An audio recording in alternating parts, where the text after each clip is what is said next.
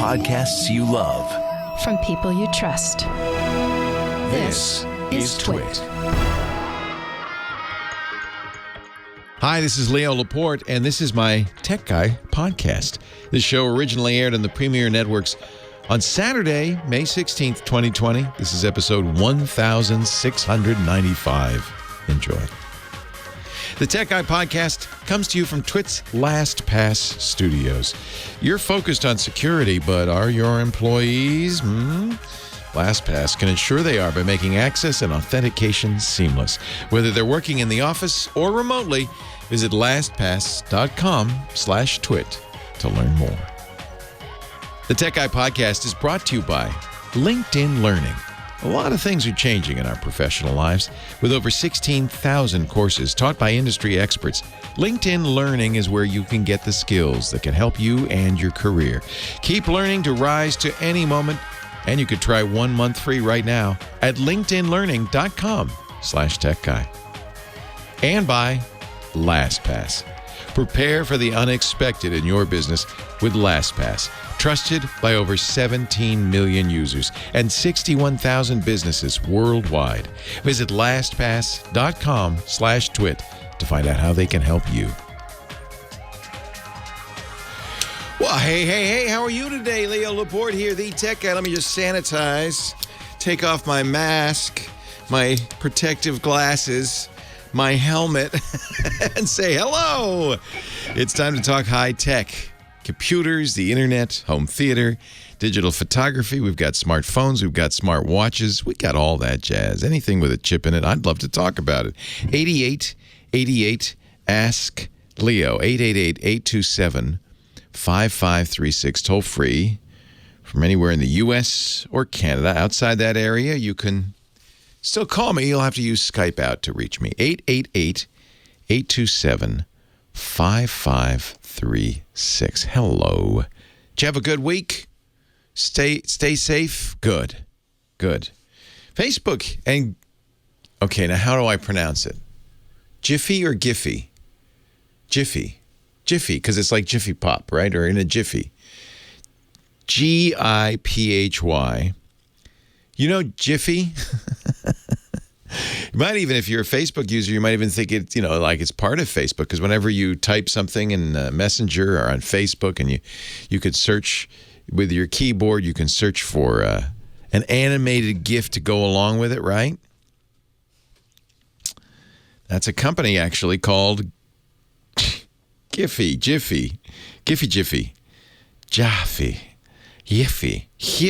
on, I'll call it Jiffy. Facebook is buying it. They announced it on yesterday. They're going to buy it. What do you think Jiffy is worth? What do you think it's worth? Maybe. All right, before you tell me a number, might also mention that Jiffy is widely used on Twitter. It's widely used on Slack. If you use Slack for business, we do. I actually had to yell at people the other day saying, no more animated GIFs in the general channel. I'm trying to read here, and that's Jiffy. That's also Jiffy. Signal even, the super secret, top secret encrypted messaging uses Jiffy. Because you can instantly find the perfect GIF to represent the moment, right? Across all the platforms, and there are many more, Jiffy has 300 million active users every single day. Now, how much would you pay? I don't know if Jiffy has...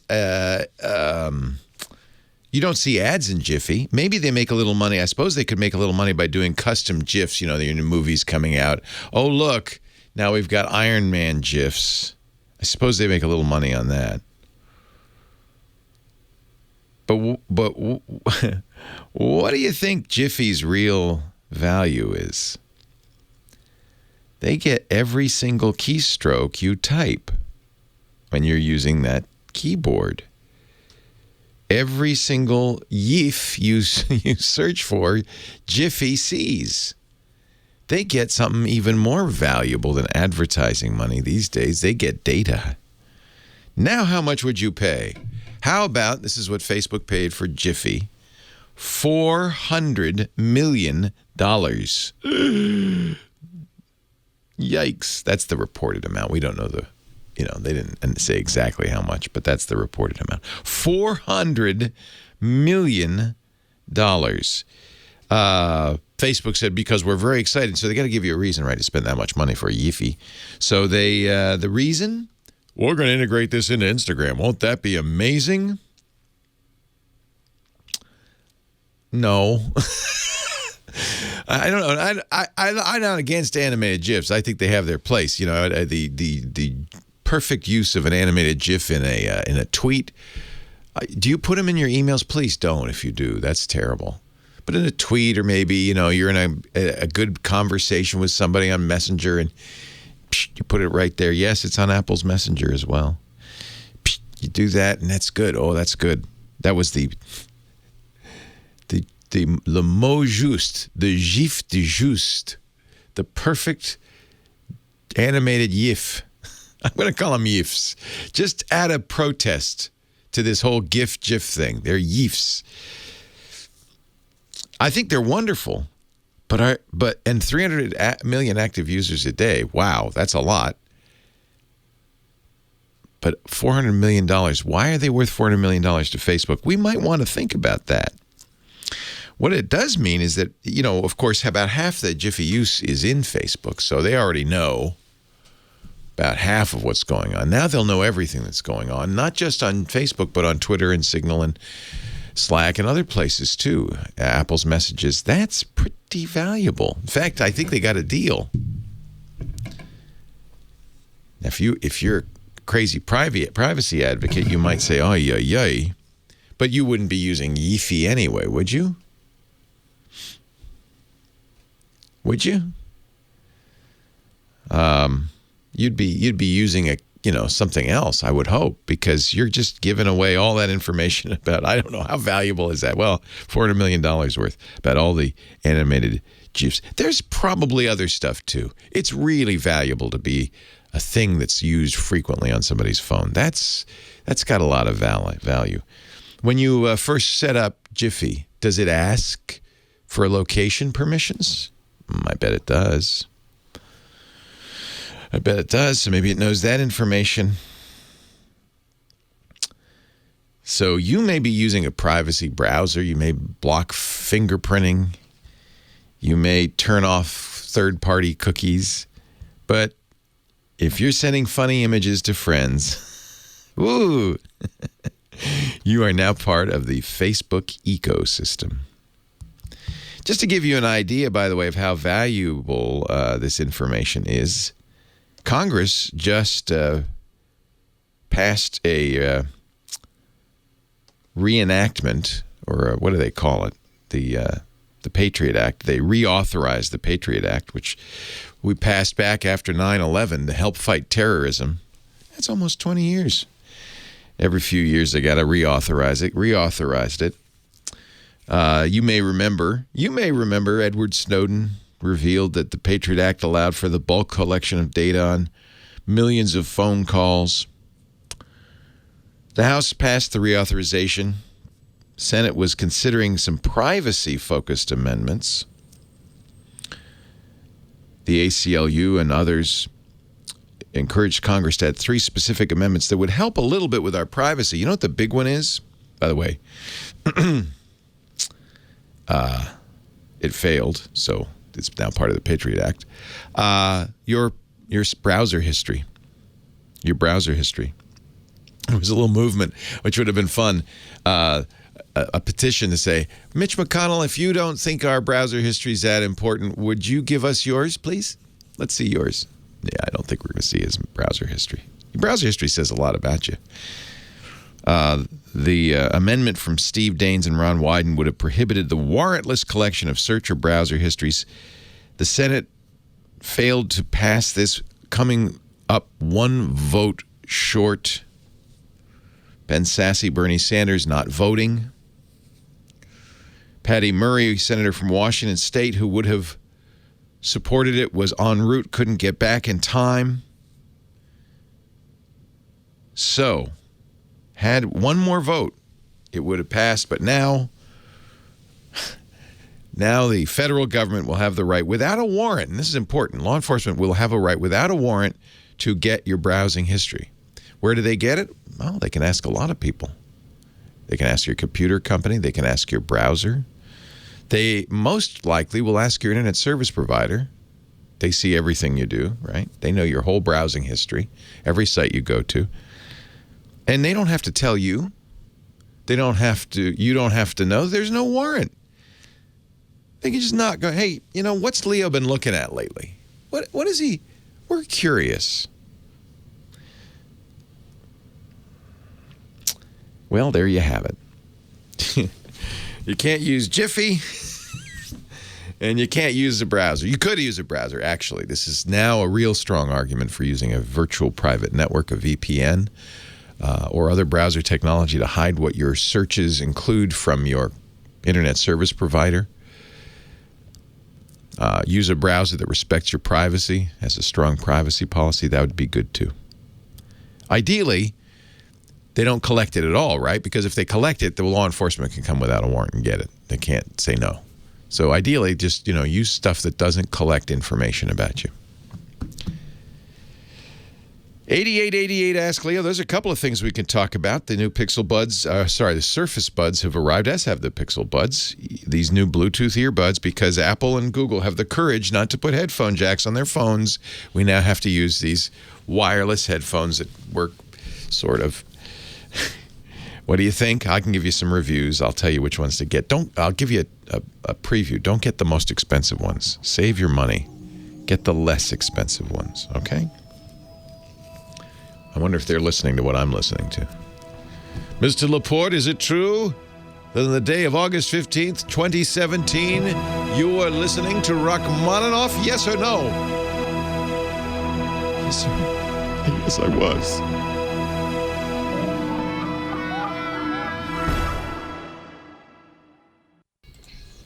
It's a miracle! Ladies and gentlemen, I give you the unbreakable Kimmy Schaffer. Hello, Kimmy. Good morning. What's happening? Still feeling well? Yeah. I have one of those oven, I don't know if this works. The no-touch oven thermometers with the laser that you test your pizza oven with? I wonder if you could take people's temperatures with that thing. Oh, my God, you're 525 degrees. Just right. Ready for the pizza. Yeah. So we don't, you're in a different area from me. But we do walk down the same hall. Yeah, we walk down the same Don't hall. breathe when you walk down that hall, no, okay? I hold my breath the whole time. And then when I'm going down and making a cup of coffee, I test all those skills that I built up swimming, going underneath. Yeah, well, I don't go out there to the coffee machine anymore. That's dangerous. But I'm very proud to say you wore your mask. I saw that, and I see that Jeff, our studio engineer, is wearing his mask. Yes. And I wore my mask.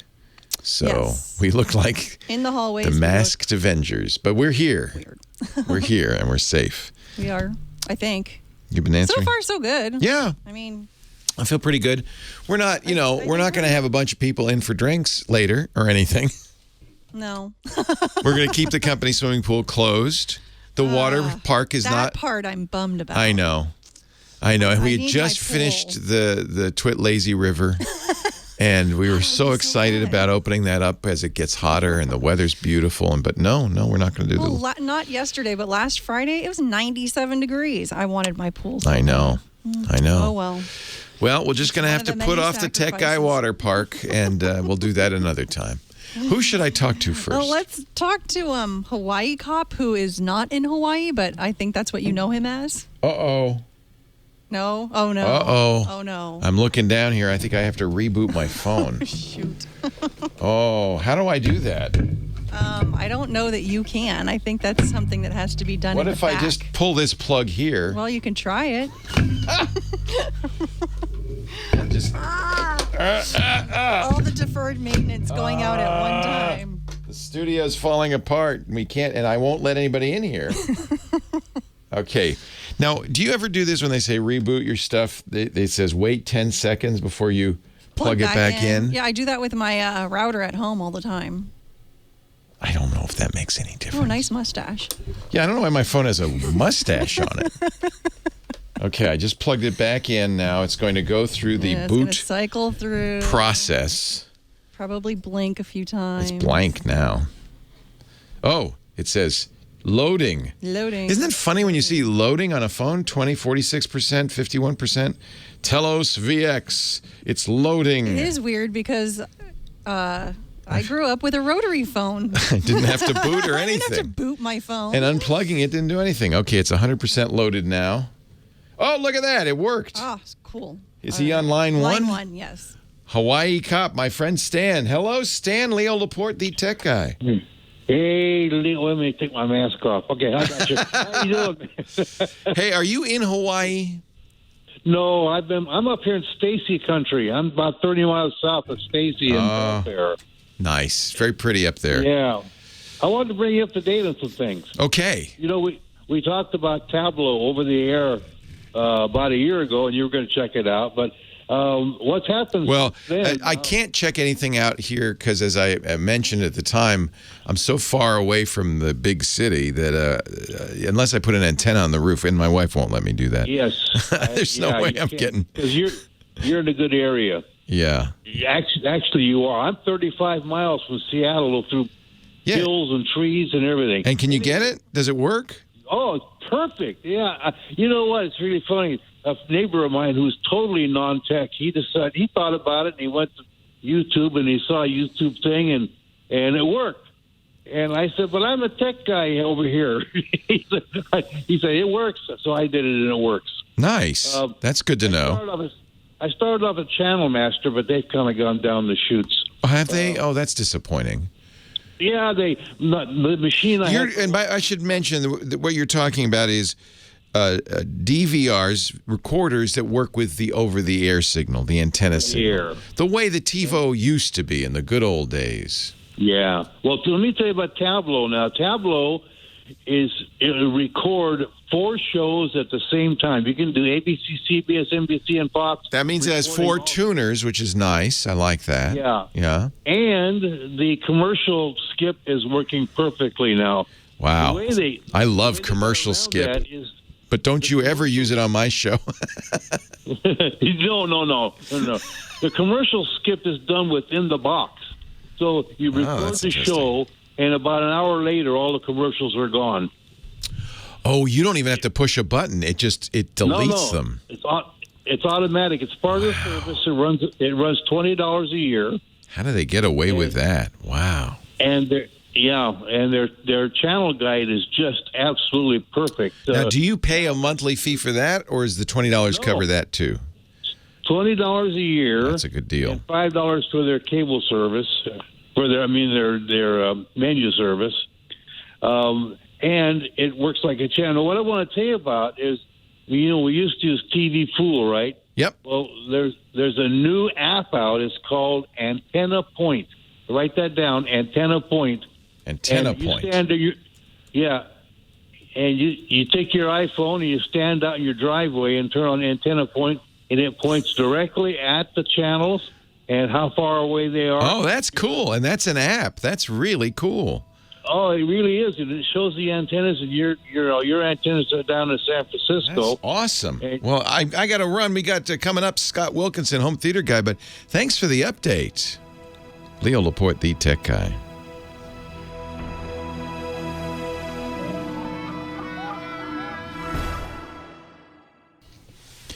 Leo Laporte, the tech guy. Time to talk TV and home theater with our home theater guru, Scott Wilkinson. Scott, did you do something to my audio? Scott is our home theater geek, contributor at techhive.com, joins us every week to talk about home theater. Hello, Scott. Hey, Leo. How you doing there? You're on the cable or no? Actually, I'm on satellite. Satellite. But I think a lot of people, cord cutters, we call them, who don't want to pay for the cable, are very interested in over-the-air stuff. And as Hawaii cop Stan told us, this Antenna Point app looks pretty cool. You just put it on your phone. I hadn't heard of that before. I'm going to definitely get that and check it out. Because I do have OTA as well, over-the-air OTA. And I have an antenna on my roof. I understand maybe you have a little harder time. Oh, we're pretty far away from anything. From anything. I can get channel 50. Well, I'm in LA, and I have a good, clear view of Mount Wilson, where all the transmitters are. So, yeah. I've got an antenna on my roof, and it's even got a rotor on it. I can. Those are the old school. Yeah, I can rotate it so that it points. And now with this Antenna Point app, which I just learned about on your show, thank you very much, I should be able to optimize the direction it's pointing in. With some of the wind we've had, it kind of got mispointed, so I got to redirect it. And it still works with it now that we've gone digital, because that's probably from the analog days, but it probably still works. Oh yeah, well yeah. No, you still need to point it in the right direction, roughly, at least roughly. Yeah, exactly. So apps, are an important thing in home theater. This Antenna Point is one. I got an email from Andrew in Duluth, who was looking for an app for a phone that would let him set up his TV. We've talked about this in the past, where you have 5 basic controls in virtually all televisions. And they're called brightness, contrast, color, tint, and sharpness. And usually I recommend a Blu-ray disc or something like that, because you have to show certain test patterns on the screen in order to set those controls properly. But this guy, Andrew, wanted to know, can I do it from an app? Do I really need a Blu-ray? And the answer is no, you can do it from an app. THX offers one. It's been available for a couple of years now, called Thx Tune Up. And it's super cool, actually. I've used it, and it's really great. It actually generates its own test patterns from the phone. It's available on iOS or Android, and it generates its test patterns from the phone. And you'd think, well, wait a second, you got to get those test patterns over to the TV. And you can do it one of 3 ways. You can either get an HDMI adapter. So on an iPhone, you'd need a Lightning to HDMI adapter, and that would cost you something. And then an HDMI cable over to your TV. Better is to use either an Apple TV or a Chromecast. It can wirelessly send these signals, these test patterns, to the Apple TV or the Chromecast, which is presumably already connected up to your TV by HDMI. So that's how you get. That's the better way, in my opinion, to get the signal over to the TV. And it has step-by-step instructions of how to connect it. It lets you specify what your display is. And then it gives you picture adjustments and even some sound adjustments, which are pretty cool too. Sound adjustments are really only, do you have the speakers in the right locations? Do you have them connected upright? Is the left speaker really the left speaker, and the right, and the center, and so on? And do you have them connected up in the right phase? Those are the only 2 tests in this. But this app is really meant more for picture adjustments. You can, for example, make sure that your aspect ratio is set correctly. Have you ever seen you've gone into somebody's house and their TV is set up in such a way that people look fat? Right, that they kind of look distorted, kind of stretched in the horizontal direction. They don't have their aspect ratio on their TV set correctly. They got a big aspect. I understand. They got a big aspect. Yeah, exactly. Yeah. So you can set that up properly. You can then, the most important one, in my opinion, is the one called brightness, which sets what we call the black level, or where the black level of the TV is. If you set that too high, the TV looks washed out and kind of wimpy, and it doesn't pop. The image doesn't pop. If you set it too low, you get your low-level details, things in the shadows. As you're waiting for the bad guy to pop out of the shadows, you can't see anything. It's all just a blur or a blob, a black blob. So you have to set that properly in order to get the best possible picture. I think it's the most important setting in your TV. And with this Thx Tune Up app, you do that. You set that. You set the contrast, which establishes the white point, the highest white that you can reach. And then the color and tint, which you normally don't have to set. I want to make this point very clear. Modern TVs, the color control is really the saturation. And if you set it too saturated, it looks pretty cartoony. And grass looks like it's fluorescing, and you really don't want that. If you set it too low, then everything looks, again, very dull. You can set it to the point where you have black and white. You have no color at all. So you want to set that properly. But most TVs, out of the box, the color control is set properly. Same with tint. Tint, if you played with the tint control at all, you know that it kind of goes from magenta to green. And so people can either look too sunburned or they can look sick. And you want that to be properly set. But again, this is an interesting thing about digital televisions. In the old days, in analog TVs, CRTs, you remember CRTs? That control could be set improperly and you would need to adjust it. But with digital TVs, it's essentially perfect out of the box. You normally don't have to play with it. Now, the one control that the one test pattern that this app doesn't have, and I would recommend that they add it, and being an app, it should be easy, right? Yeah. Is sharpness. And most TVs, when you get them out of the box, the sharpness control adjusts whether or not there's any edge enhancement or digital signal processing on the signal, so that sharp edges between one color and another, or between a bright thing and a dark thing, are they well defined? Well, if you crank that too much, they actually get a little halo around them. This is called ringing, technically. And most TVs, the sharpness is set too high. So one of the first things I do when I look at a new TV is get the sharpness down to 0 or close to 0.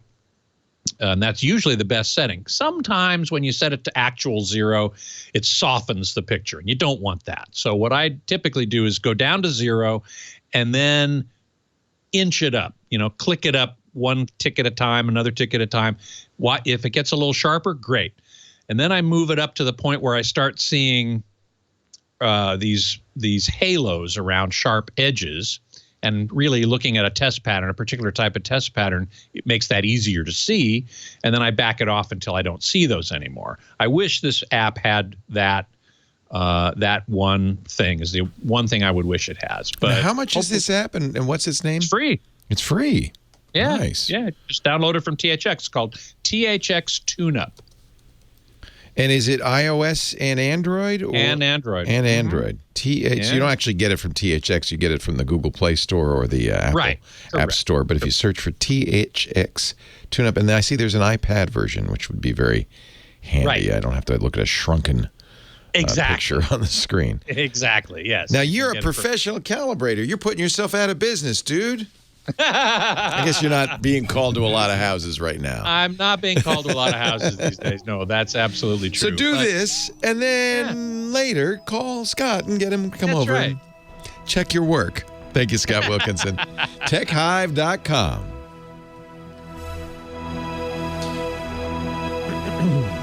That's good. That's a really nice tool. It's a really nice tool. I like it a lot.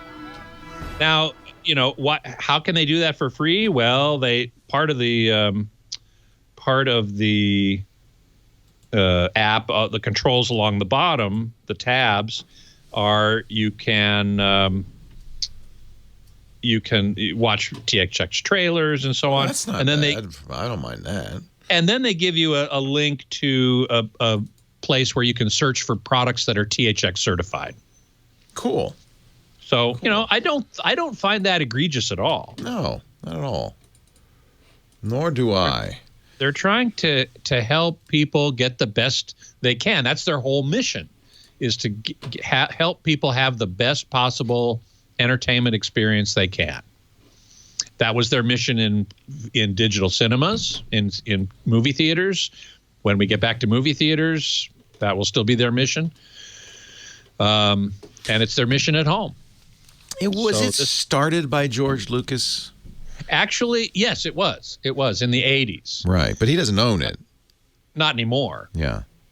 No, he started it in the 80s, and one of the principal founders was a guy named Tomlinson Holman. Oh, yeah. Remember Tom Holman? Yeah. In fact, he's the TH in THX. Who's the X?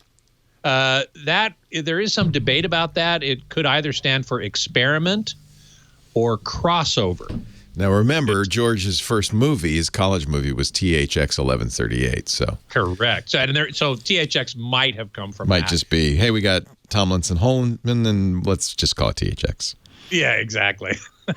But Tom Holman is, he's an audio genius.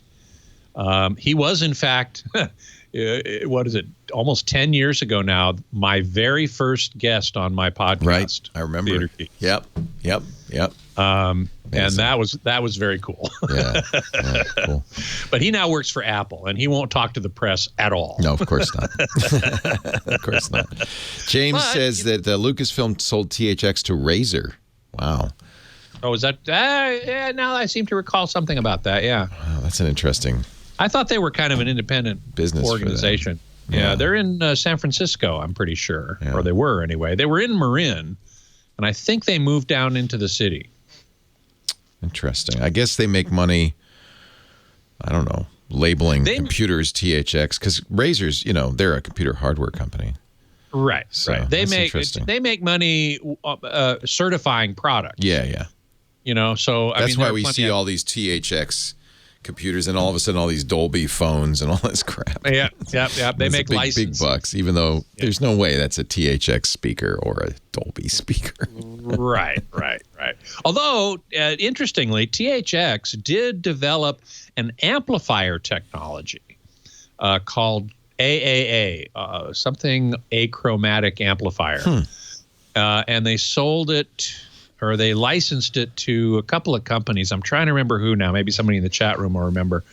And I've heard it, and it's wonderfully low noise. I mean, it's like crystal clear. That's cool. It's really Is that used in THX theaters, or it's just a side? No, it's Benchmark was, I believe, the name of the company. And they have versions of it on chips. Basically, it's an integrated circuit that you can put into higher end amps or portable products. Oh, so George originally sold it to Creative, and then Creative sold it to Razer. Leo Laporte, the tech guy, 8888. Ask Leo the phone number. Let's get back to the calls. Chad is on the line from Albertville, Alabama. Hello, Chad. Leo, how are you today, my friend? Fantastic. Good. Well, I've got a real quick question for you. Yes, sir. And I've got a short tidbit of a story for you, real small, but I'll ask the question first. So so what I'm doing is I run the streaming computer at the church, and the current setup is a Dell computer. I'm not sure the exact model, but it's got 16 gigs of memory. It's got an i7, and it's got a Radeon 770 or 7700. It's a decent computer. And, yeah. Not bad at all. Not bad at all. So the setup currently is it's it's two projectors and two monitors, and the monitors are in the sound booth. What I need to do is run the streaming software on one, capture the display of the other monitor that is in the back, but then duplicate the captured monitor to the two projectors for when we start to do worship service, because they've taken the hymnals up and everything else. Right. So for the folks at home to be able to see the lyrics, they need to be able to see the display. Yes. And I've been able to get the two projectors to duplicate, but I can't get my third monitor to be with them, if that makes sense. What software are you using, just out of curiosity? We have a lot of people asking about how to do this right now. Yeah, we're using Streamlabs OBS. Oh, really? Okay. You're not using dedicated worship software. You're using OBS, which is used by a ton of people to stream video games on Twitch and places like that. Right. Well, see, I used to be a Twitcher, so you know your OBS. Yeah. Right. And it allows me to do multi-stream, where the regular OBS software wouldn't allow the multi-stream. So normally, you have an interesting setup. Normally what I would say is, well, you just think of it as a computer with multiple screens. You have to have sufficient hardware, and maybe the 7700 isn't, to drive that many different screens, the projectors and the local screen. But it sounds like you're streaming. Is that right? Are you streaming You're streaming, of course, to the home audience, but are you streaming to any of the screens as well? No. Or no, the screens are driven directly by the computer. Correct. So if I boil it down, your question really is, how can I stream to these multiple screens? How can I have the content of my computer be on these multiple screens, right? Or no? Correct. Yes, but without taking away. So we're running it through PowerPoint. Right. So on the two screens that I have in the control booth, one of them runs the software all the time. It shows the software. And the other one would be to have the PowerPoint on. Yeah, and PowerPoint will let you say, I'm going to display my presentation on a secondary screen, and I'm going to see my presenter notes or the program itself on a primary screen. Right. And then you're really, OBS is just adding a virtual screen, which is the stream. So it sounds like maybe your question is a PowerPoint question. You'd like to have PowerPoint display the lyrics on all the screens at once. Is that right? Correct. Other than my control software for Streamlabs. Yeah. So you have your computer, and that presumably is going to be the computer screen. So the computer screen will have Streamlabs on it, and it'll have PowerPoint on it. You'll put PowerPoint in the mode where it's got presenter mode for you. You know, you can see the PowerPoint, and it's got the actual presentation on all the other screens. Where's the problem showing up? The problem is if I put it on the other screen in the control booth, the other two screens, the projector screens, don't see they won't see it. They can't see it. PowerPoint maybe will only put it out on a second screen rather than multiple screens. That's an interesting question. I mean, there's another way to do it would be to output to a single screen and then split that screen. You'd probably want to get some hardware so that you get a decent signal to the other screens. But I don't think it would be an expensive piece of hardware. So then you'd only really have two screens. And, and I don't know, and maybe somebody listening does, because typically you'll go and you're going to give a speech. You'll have your laptop in front of you. You say to PowerPoint, put the speech up on the big screen behind me, but put your software with the speaker notes and everything in front of me. PowerPoint has the ability to do that. But maybe it won't do it to multiple screens. Now, I've seen plenty of speeches where they have the presentation on many, many screens. So I don't know if there's a switch in PowerPoint to do that, or if they're using something like a matrix splitter. I think that's probably what they're doing. And those aren't. I've considered doing that. Yeah, those aren't expensive. So you essentially would output to one matrix splitter and have it then split it out to the multiple screens. Okay. Unless, it's a good question, because in theory, PowerPoint, if the computer can drive all those screens, it sounds like it can, right? It's done it before. Yeah. Then it would be, I think, just a setting in PowerPoint to say, look, can you say to PowerPoint, mirror all the screens, and it works? I don't know. I haven't tried that. So if it can do that, then I would think, and this is really more a gap in my knowledge of PowerPoint. I've never done it this way. I would think you could say to PowerPoint, okay, this is my primary display. Put the speaker notes and the program and everything up there, and then display the presentation on every other screen. Okay. So if it can't, then you need a hardware matrix splitter, and that's not an expensive device. Right. Yeah. Okay, I'll have to give that a try. I'll look into that. And if somebody knows, let me know. Now, what was the story you wanted to tell? Okay, so I work for a pest control company, and I was out at a customer's house, and they had an old TV in their attic. And got to talking to them about it, and they're like, hey, we're actually going to throw that away. It's about 1.5 years old, and it's an LG 55-inch 4K smart TV. I said, really? And she said, what happened to it? She says, well, the power went off and it stopped working. She says, you're more than welcome to take it with you. I said, okay. Nice. Right. So I took it home, plugged it up, and I had sound but no image. So I take the back panel off of this, and I'm looking around, and I see the T-Con board, and it's got a big old fat burnt chip on it. I get on eBay, find the replacement T-Con board for $10. Wow. And me and my wife now have a 55-inch 4K smart TV. Wow. You know, usually I think of those as no user serviceable parts inside, but you're obviously very adept. It wasn't surface mounted. It was just a board plugged in. You could just replace it. I just replaced the entire board for $10. Beauty. Well done. That's awesome. I'm looking, while you were telling the story, I went to office.com, present on multiple monitors and view speaker notes privately. It says in PowerPoint you could present with 2 monitors. Doesn't mention more than 2 monitors. So if you go into the slideshow tab in the monitors group, you can select user presenter view. That's the one where you'll have a view and they'll have the view of the thing. It doesn't. It's unclear whether how many monitors you can have. I bet you that's a limitation in PowerPoint.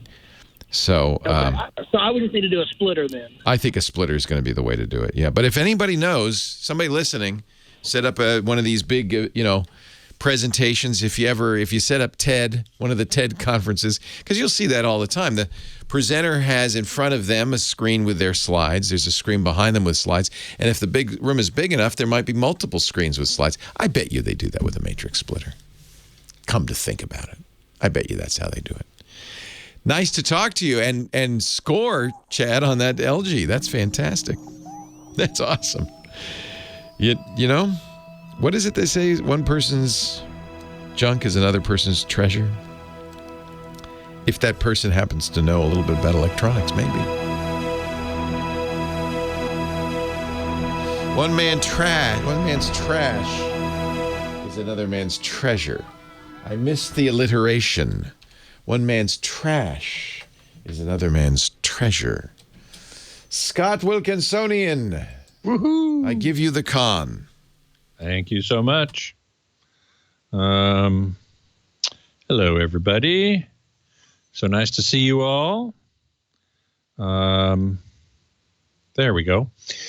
Yeah, we've been talking in the chat room about AV receivers. Jim 4 asked me what I used. I have a Denon AVR X6200W. And I generally recommend Denon and Marantz and Yamaha. Those are my 3 top brands. And Twisted Mister tends to agree. He says, never had a Yamaha component die. My very first receiver was a Yamaha 2-channel stereo receiver. That was my first real, audio system back in probably early college.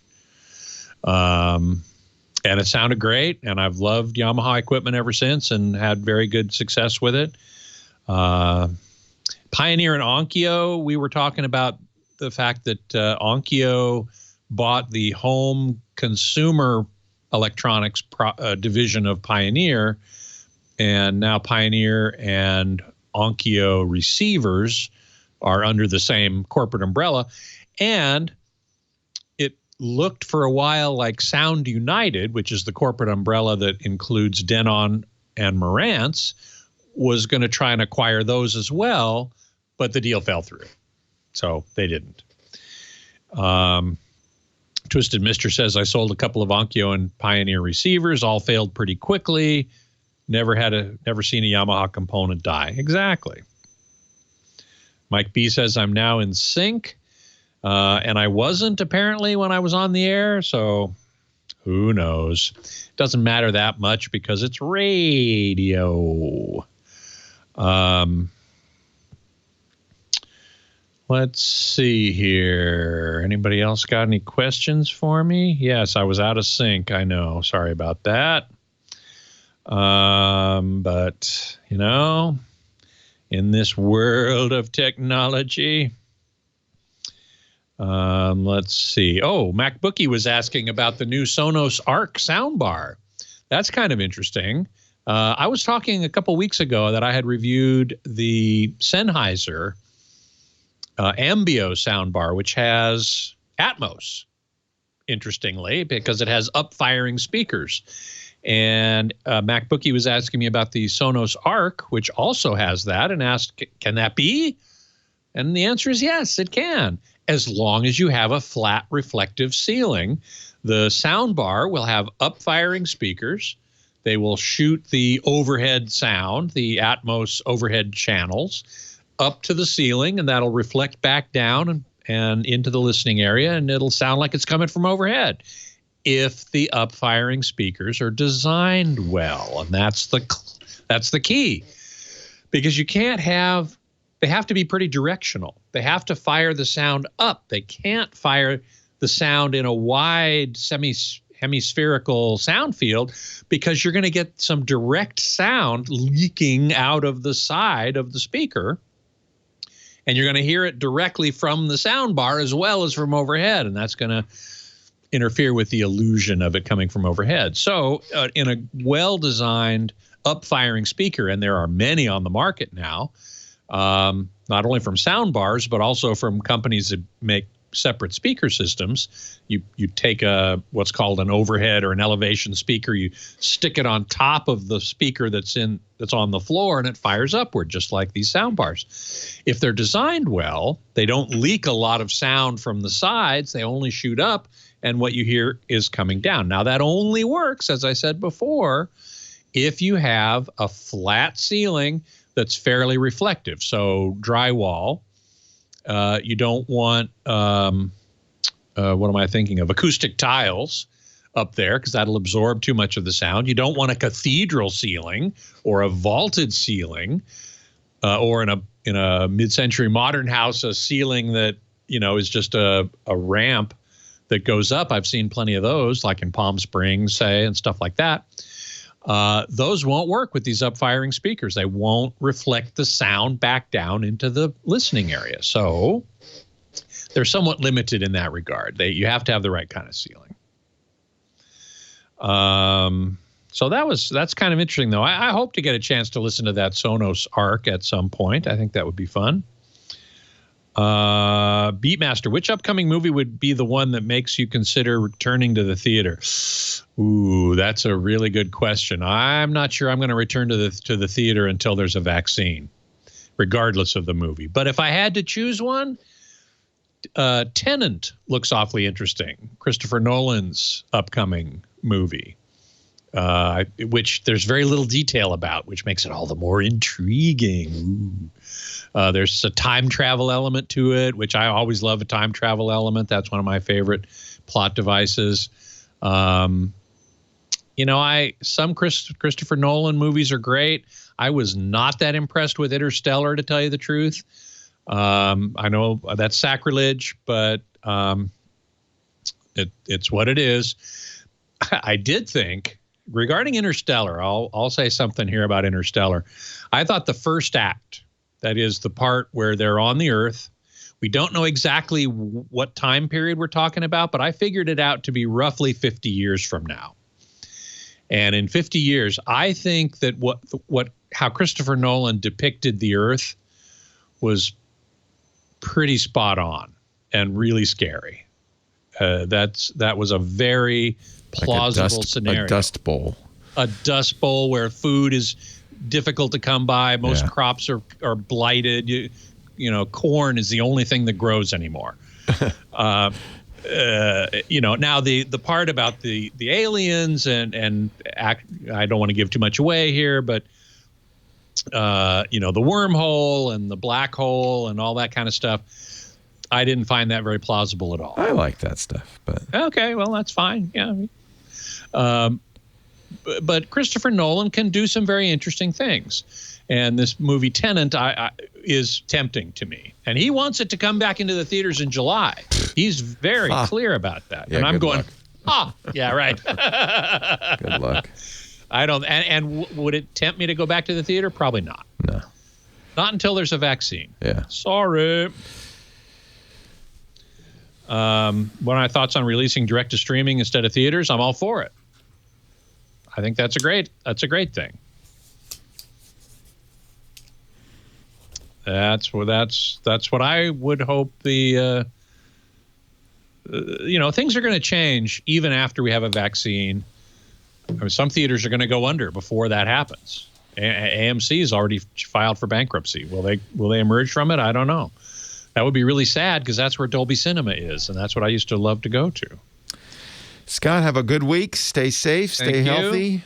I will. You too. Wear your mask. Good job on the mask. By the way, I really like how it goes down over your chin. Yeah, these are, and this is my new design, which I kind of like because it has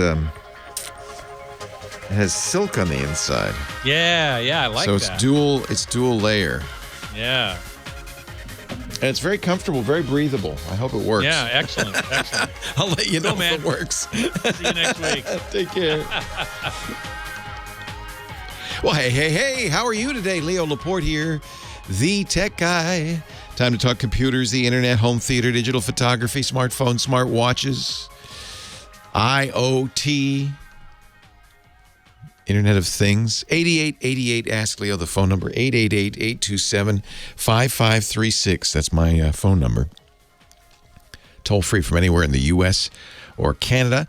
James is James Deruvo is writing down everything we talk about, putting all the links up there on the website, techguylabs.com. techguylabs.com. If you would like, if you have a question or you want to make a comment, you could, of course, call 8888 Ask Leo. But if you are listening later or whatever, you can also put it up on the website. And there's no sign up there. There's no requirement to pay any money or anything. It's like the old days. Just a website with stuff on it and a search. techguylabs.com. Line 2, Michael, Chicago, Illinois. Hello, Michael. Hey, Leo. Good to be talking to you today. Thanks for hanging on. Yeah, not a problem. All right, I'm going to try and get through the story real quick. Okay. Went to put a new hard drive in my laptop. Went from 750 gig up to a 1 terabyte, but had to change the BIOS in order to get the 1 terabyte to be read by the laptop. So now all of a sudden, I wanted to take everything from the old hard drive and just bridge it to the laptop to copy everything over. Well, now the old hard drive can't be read. Oh, so you're kidding. What did you do in the BIOS so you could read the new hard drive? I don't know. Anyhow, I ended up, because it wouldn't be read by anything. So now I had to do a quick format so that it could be read by Recover, and now I recovered, and it's not recovering as much as I want it to. I've got XPS files. I think it's XPS files that I really need. That it's not. XPS documents that are not being read, and I'd really like to find a way to get the file category. Not just the actual files themselves, but what folders they were in. I mean, I don't mind paying for a service that'll do that. I just don't want to pay for something and then, sorry, we can't do this, or you need a bigger, newer, flashier program for this. Or am I basically lost at this point? I wish you'd called me before you went out to quick format and recover it, because all you really needed to do was get a little $35 dongle that would turn it into a USB drive, and you could have plugged it in. And as long as the drive itself isn't damaged. Well, that's the thing. I have something that plugs in as that's how I was going to copy from one to the other. But for some reason, didn't read it. I plugged it into I even installed it into another computer just to see, and it said, "Sorry, you need to format this." Oh, that drive somehow died when you took it out, I guess. It was working fine when you until you did this. You heard its feelings, and it said, "I'm sorry, you've retired me. I am." You hurt the drive.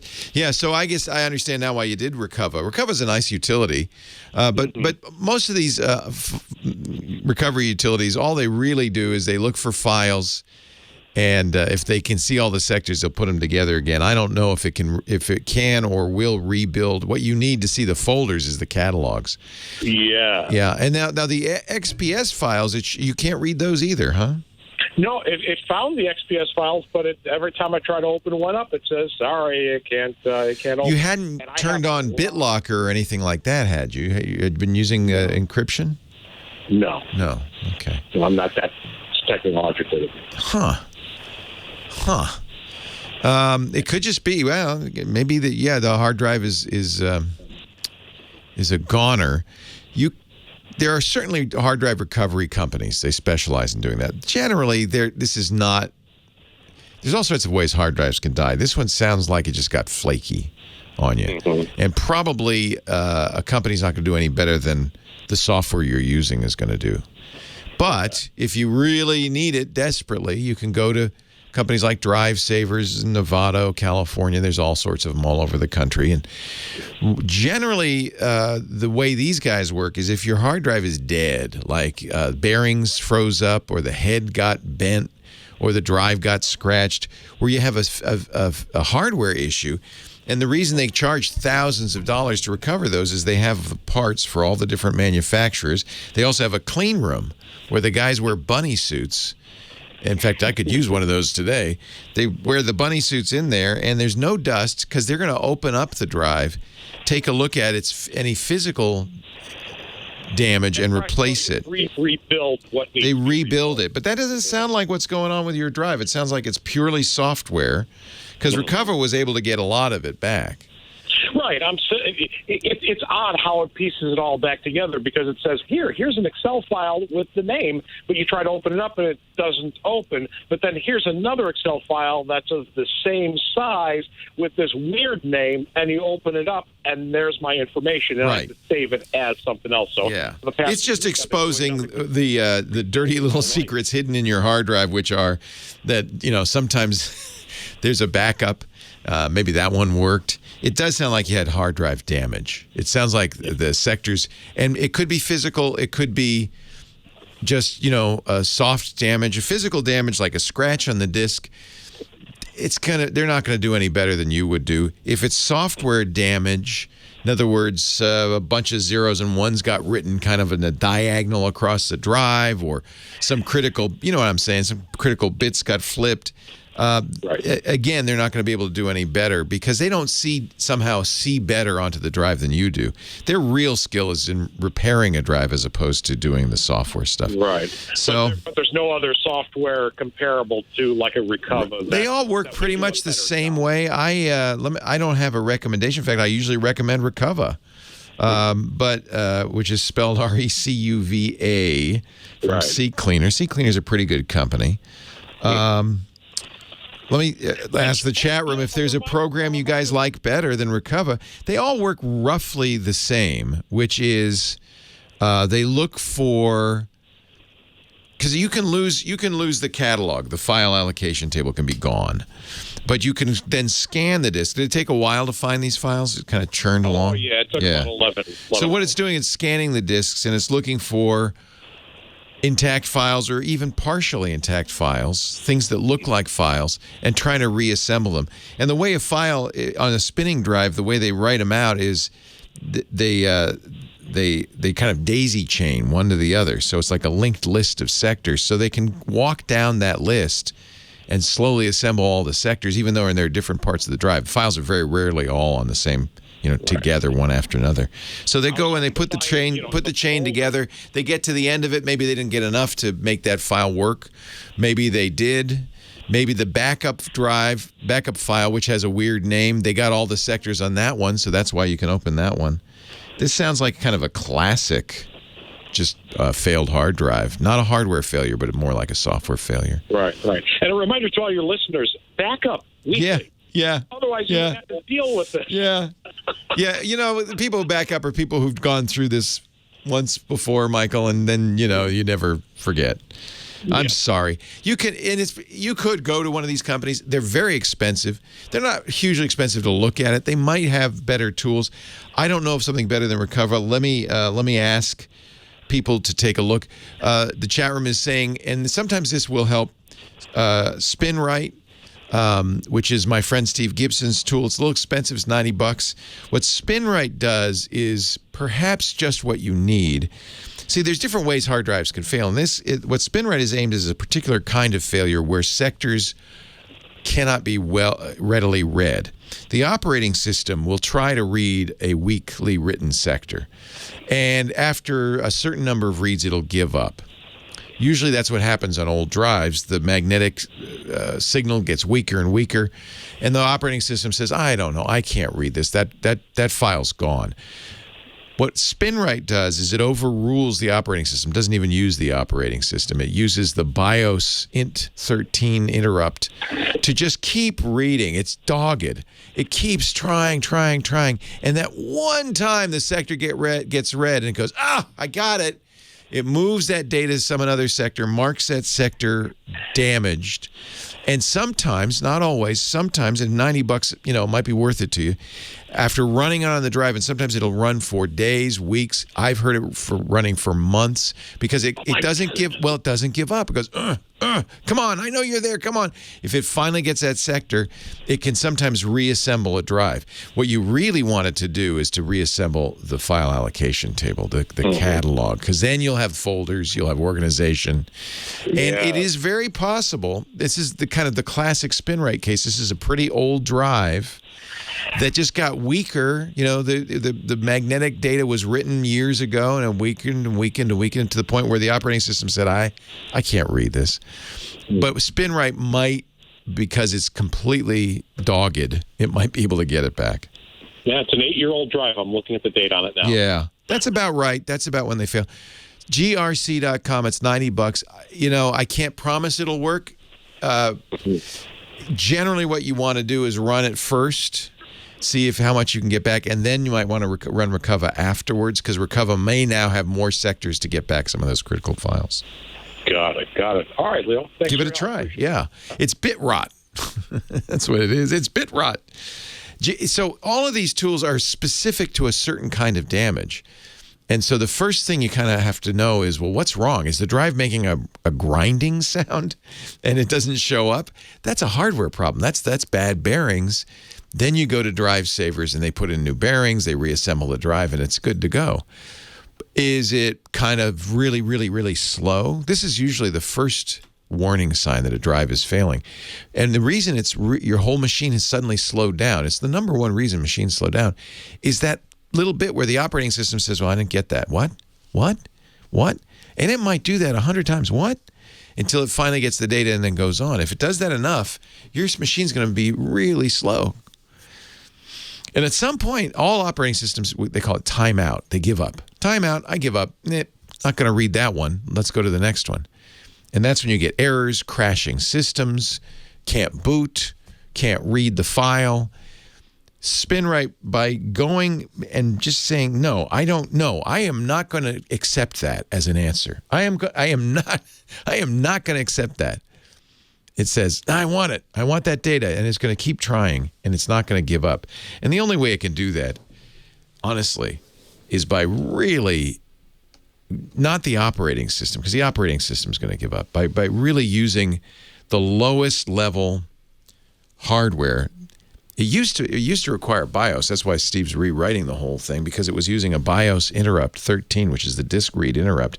And it was just saying, give it to me, give it to me, give it to me, give it to me, give it to me, give it to me, give it to me. Until finally, okay, here's your data. Thank you. But as I said, that can take a long time depending on how hard to get your data is. So it's worth it. It is worth it. If it's something, and $90, you'll use it again and again. It's a lifetime license. There's no, repeating fee. So I think it's probably worth it. grc.com. It's called SpinRite. It's a kind of it's for a unique situation, but this sounds like that particular unique situation. Leo Laporte, the tech guy. More calls right after this.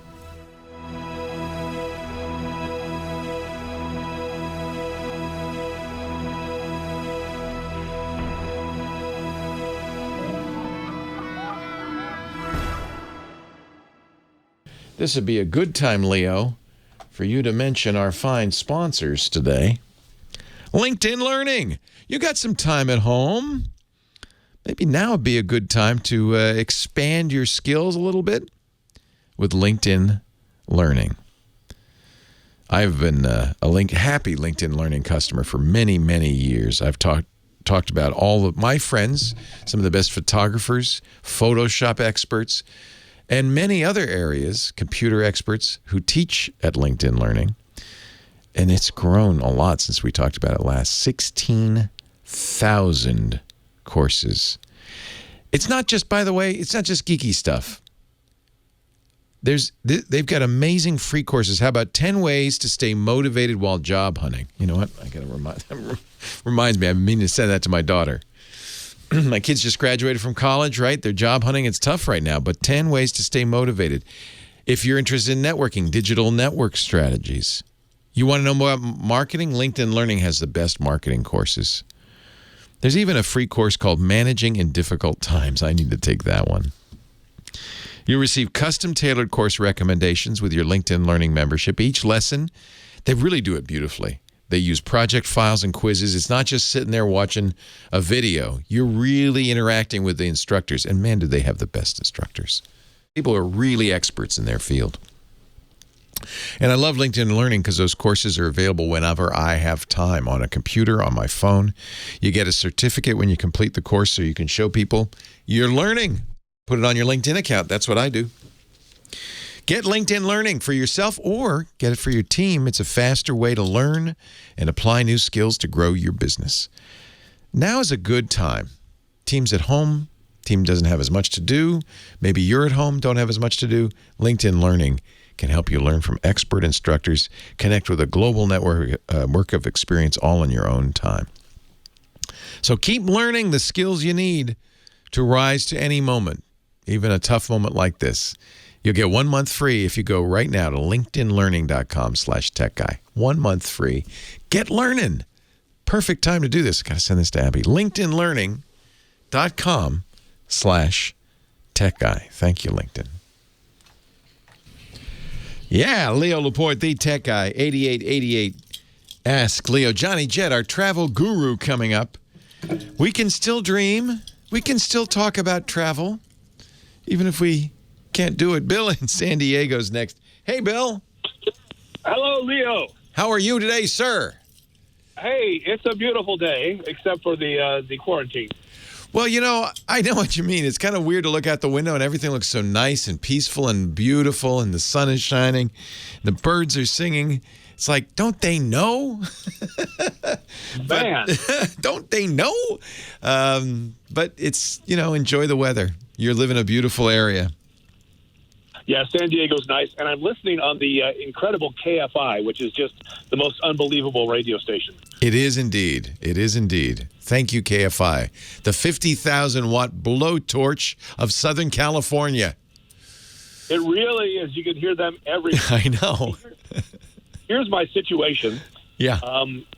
2 weeks ago on a Friday night, I looked at my cable bill, and it's my Cox Communications bill, and it's higher than I think it should be. So it's after hours, and I thought I'd just go ahead and use their chat feature. So it's a little message thing window that opens up, and you. Is it actually on the cable box? No, it's actually you have to actually go online. It's on their website. Okay, yeah. Website, yeah. And they kind of encourage you to do that. Sure, they do. It's cheaper because you won't notice that the person is not in the United States. Yeah, which is by the way, while they're there in the middle of the night. Oh yeah. Yeah, they work round the clock. So, I chat with somebody and tell them, hey, my bill's a little high, and then they send me to somebody else.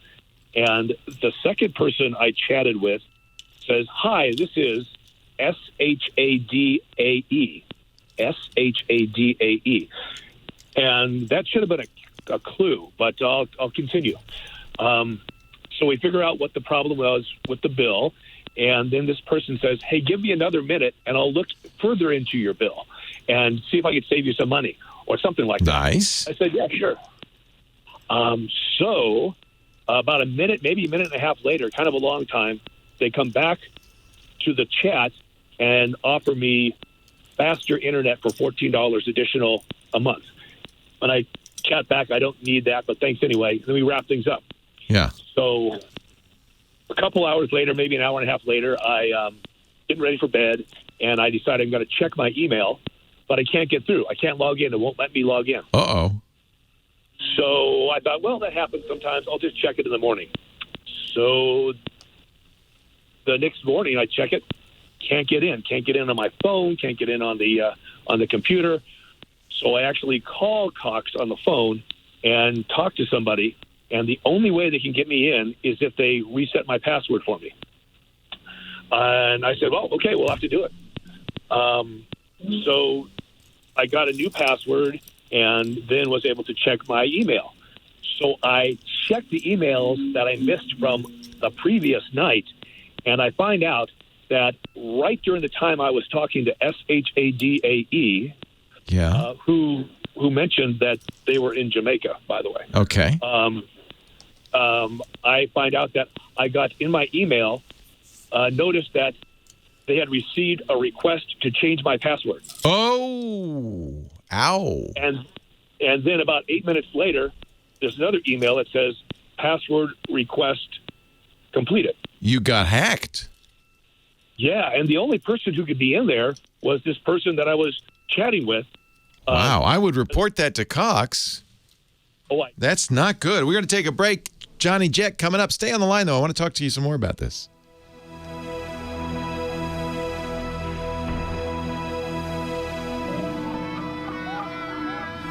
Wow, so what did Cox say about it? So I sent 2 emails, one to something like security.cox.com or something, and then I sent another one to abuse.cox.com. Those are the places that showed up as far as... Because they would want to know this, because it sounds like there was no interruption in your chat, so it sounds like it's an employee doing this. Exactly. And so I didn't get good response from those 2. I got a message back from the abuse.cox.com that my email had been received. So I called Cox and I talked to a person, and then they escalated me to another person who deals with security situations like this. And that guy apologized and said, "Hey, we'll be back with you like in the near future to follow up on this." And I said, "Good." Well, that was 2 weeks ago, and I haven't heard from them. Yeah. Can somebody, if they get my password, download all my emails? Sure. You changed the password back, though, so they no longer have access to it. But in the interim, during the time that they had access, yes. Which was about 12 hours. Yeah, they could have downloaded the entire set of them. Sure, anything you could do, they could do. Oh, man. So what would be a logical next step? I'm going to have to send Cox maybe a certified mail letter saying, "Hey, you need to get back to me." And I'd be really curious. So you're sure you were on the official Cox site, right? Yes. Because that would be question number one. You didn't, you didn't accidentally go to sometimes if you Google something, you get the wrong thing, but you were on whatever it was, Cox.net, or you're pretty sure of that. Right. Yeah. Yeah. And the guy that I talked to, the security guy that I talked to, said, and I mentioned to him that this person said that they were in Jamaica, and he says, "Yes, we have people in Jamaica." Yeah, well, they have rogue employees in Jamaica is what they have. Did you give them your password? No, but apparently all they have to do is ask the system to generate a new password. And that's how we know. So that's how we know that it wasn't a bogus site. If it would have been a bogus site, they would have asked, "Okay, we need to verify it's you. I need your password." But that didn't happen. They generated a new password without telling you. Exactly. And effectively locked you out. And then Shadea wrote down the password and gave it to an accomplice, and she said, "Hey, you're in." Yeah. Wow. Yep. So the thing that kind of spooks me is I have a DJ business where I DJ for parties and weddings, and I was doing something last year on the Navy base, and they asked for all this information, like my passport number. Yeah. That's in there. The other thing to worry about, one of the reasons they want your email is because many other accounts use email to reset passwords. So you want to now go to any account that used that email as a password reset, which is probably all of them. Oh, no. You're right. Oh, no. Yeah, and if they're smart, they deleted the email so you can't go in and see if they did that, as they got those reset emails. So I'd go to start with your bank, credit cards. Right. That's probably even more important, to be honest with you. So when let's say when I go to the bank, just go and make sure, change all your passwords, basically. They can't do it anymore because they no longer have access to your email. The risk is in that 12-hour period that they went to your bank and said, "I forgot my password. Can I reset it?" So you'll know because your passwords will have changed. So you got to just check all of them. And it wouldn't be a bad idea to go and change all your passwords in case sometimes people send out passwords, which is bad. Hey, I have to run, but I'm sorry that happened to you. Hey, man, thank you for the advice. That stinks. Yeah. Well, looky here. He's back from his travels all over the world. He's been to Borneo. He's been to Madagascar. He's been to Hong Kong and China. No, he hasn't been anywhere. He's been sitting in his basement. I've been to Trader Joe's. He's been to Trader Joe's. You know what? That feels pretty exotic these days. That's like, wow. Does. That's world travel, man. For sure. Did you get some of those Brazil nuts? Man, that's world travel. Well, you know what? Travel is actually ticking up a little bit, which is to my surprise. I see that. In fact, we have somebody in the chat room who has a cruise scheduled, and I think it's early July to Alaska. And not going to happen. You don't think it's going to happen? Not a chance. They haven't contacted him yet to refund the money. No, I'm not even sure Alaska's accepting all them the cruises right now. Right? You can't get off the boat. And I think there's a no sail order to July 31st, so it's not going to happen. Okay. And I think that's going to be extended, by the way. It's just devastating. I just saw Air Canada laying off 50% of their workforce. They still have to fly these flights empty. They do. Well, I'm in a big beef with Air Canada right now. I had a flight scheduled for this week to fly from Toronto to New York, and they canceled the flight, and they won't give me my money back or anyone else's money back. How can they not give you your money back? They're saying, you know what? Sorry. Even though the DOT requires no matter what airline, foreign, domestic, and they fly to, from, or within the United States, you have to give a refund within 7 days. And United was one of them that was not doing it. JetBlue at first. And so the DOT actually this week, again, the second time, the first one was April 3rd, they had to resend out an order saying, listen, you guys need to refund these monies to people. And Air Canada is still not doing it. They're offering vouchers. But, who knows who's going to be flying again anytime soon. I mean, the airlines now are requiring people to wear masks. I had two friends fly this week. One flew from San Francisco to Sydney, and one flew to New York. And the flight to New York, she said they weren't even wearing masks. Some of them weren't, they would take their masks off. It seems like the minimum to ask of people. Just wear a mask. It makes a big difference from everything I've seen anyway. For sure. And and now they're talking about this week, they just came out saying that TSA is now considering taking everyone's temperature before you pass through. And I don't know why they wouldn't. I know they're doing that in Hong Kong. In fact, they're doing testing in Hong Kong. You get off the plane, and I saw a picture. You saw that picture of people waiting in the airport. You have to wait 8 hours while the test results come back. And even then, do they quarantine? I think they still quarantine for 14 days. You go to your hotel, and they give you it's like Hotel California. They give you a card to let you in, but won't let you out.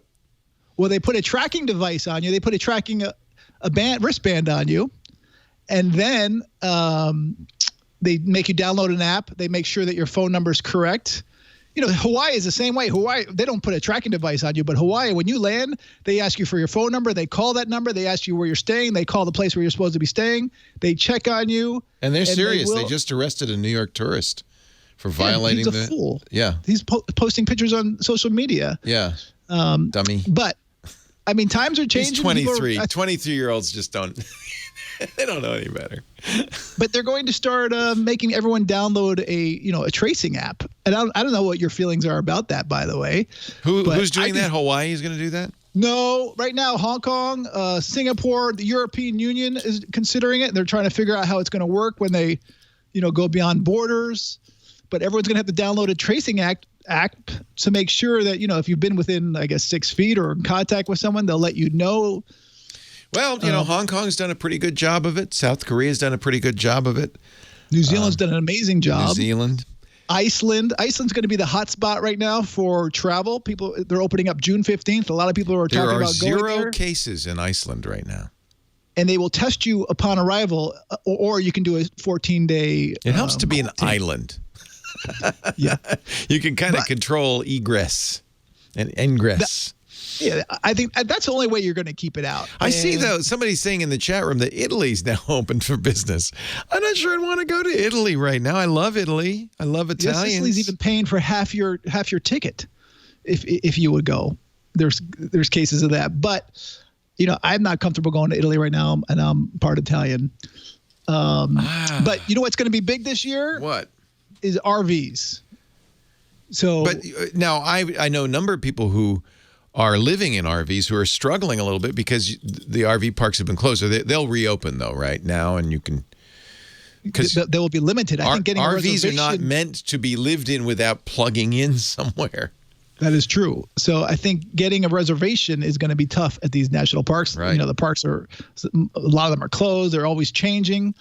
But camping is going to be huge. And by the way, I'd like to give a shout out to my cousin who's just started a camping website blog. It's called einerscampingtrips.com. It's really basic website, but he has really good information. The guy's been camping all of his life, and that seems like that would be safe, right? As long as you're not, camping right next to somebody else. Yeah, for sure. I mean, that's the whole thing. And I think that's what people want. They've been indoors. They want to go outdoors. They want to be away from people. Yeah, exactly. So camping the and last thing I want to do is go to Vegas and sit with a bunch of people inside at a craps table. The first thing I'd like to do is go outside and enjoy the nature far away from other people. That sounds safe. And that's the trend right now. That's what we're going to do this summer. And we're all going to do it, Iceland's which popular. means the national parks will be jammed. Well, yeah, and the national parks, some of them don't even want you to go. Yeah. And a lot of the park rangers don't want you to go because they're then put at risk. Though, I mean, you want to be outdoors. The beaches in LA just opened up this week. You have to be active. You can't put a towel down or an That's umbrella. Fine, though. We need exercise. We need fresh air. The evidence is as long as you're wearing a mask and you keep moving and you keep social distancing, being outside's okay, right? You want to be outside. Just don't breathe on me, bro. But you still need to wear a mask even at the beach in LA, just not while you're swimming. Oh, yeah, it's probably not good to wear while swimming. That'd be kind of like waterboarding yourself. Not a good idea. Not a good idea. Yeah. No, but there are some good websites, by the way. I don't know if we have time to talk about, different RV websites. Yes, go ahead. Where you can rent them. Cruise America is probably the most popular. You see those all over the place, yeah. Yeah, there's El Monte So they're RV. back open. They're doing it. Yeah, I just priced them out for California for the week of June 2nd or the first week of June. Some of them are as low as like $60 a night. Are you going to take your little family out in a truck camper and see the world? You know what? I've always said that, when I'm young, I want to see all the international countries. And when I'm older, I want to drive around America. I've never been to the Grand Canyon. I've flown over it hundreds of times. I'd never been to Yosemite. Oh, you got to go, man. It's beautiful. So, I've always dreamt about doing this. I just don't know if I'm ready yet, but I'm getting close. So maybe Johnny Jet will be Johnny RV soon. Well, listen, I still think people need to get outside, but do it at a safe distance. Oh, yeah, I just don't know about plane travel. We got to get out of. We got to get a little distance between each other. Yeah. Grand Canyon's probably big enough. I think you'd be all right there. Yeah, as long Stay off the you donkeys. need to make reservations. Do you? Oh, yeah. Even now. Probably and that's more recreation.gov, by the way, for if you want to make reservations at different parks. Recreation.gov. And also the National Park Service is nps.gov, which is an important website this for anyone. This is exciting. We're traveling again. People are. I mean, 240,000 people passed through on Thursday. 3 weeks before that was 95,000 people passed through TSA checkpoints around the country. Almost tripled. Johnny Jet, johnnyjet.com, on the Twitter at Johnny Jet. He'll put all the links up there and on Instagram too. And soon you'll see him waving at you from the back of an RV, traveling down the road. Okay. See you, Johnny. Yeah, you'll be in the front. Not gonna let Natalie drive it. Yes. So. Yeah, I'm gonna stay home. Sorry. Leo Laporte, the tech guy, 8888 Ask Leo. Now that should be Johnny Jet's theme. That's a good theme.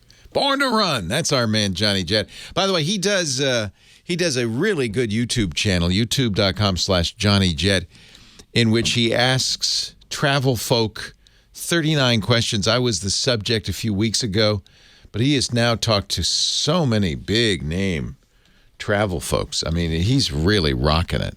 I think he's doing several a week now. So Rudy Maxa, and I mean, just it's really cool. Josh Gates, the points guy. So lots of good stuff at his YouTube channel. I forgot to give him. I want to give him a plug for that. YouTube.com/JohnnyJet. Back to the phones we go. Bernie on the line from Lakewood, Colorado. Hello, Bernie. Hi, Leo. How are you? I'm well. Thanks for hanging on. Yeah, I've got a question about, concerning an adapter that I would like to find. It's the Hdmi Mini video switcher that I've got on order. Love it. Yep, and I don't know when I'll get it. Yeah, I did a leap of faith too. I just ordered it, and it took maybe a month. But it's so nice if you want to do video switching. What are you doing with it? I want to play with it to do video switching and just learn all that stuff. Yeah. You can do a little mini TV show. It's made by a company called Black Magic Design, ATEM Mini, $300. It lets you do 4 HDMI inputs, so 4 different cameras, or it could be one of them could be from a computer, or more of them could be a computer. It has an output that makes it look like a webcam, a USB webcam. So you plug that into your computer. Suddenly, you've got the best Zoom in town, baby. Well, and therein lies the problem, the HDMI part. I guess what I'm looking for is something that gets me from a USB webcam to HDMI. Yeah, because it's really designed for. In fact, I'm using what I use it with is my cameras, my DSLRs or your point and shoot cameras. Many of them now have HDMI out. Yeah, that's what I'll be using also. So I've got a Nikon camera D3100. Perfect. So would be okay. Perfect. I've got a Canon camcorder. That one's okay. Yeah, they'll look good too because they've got good lenses and all that.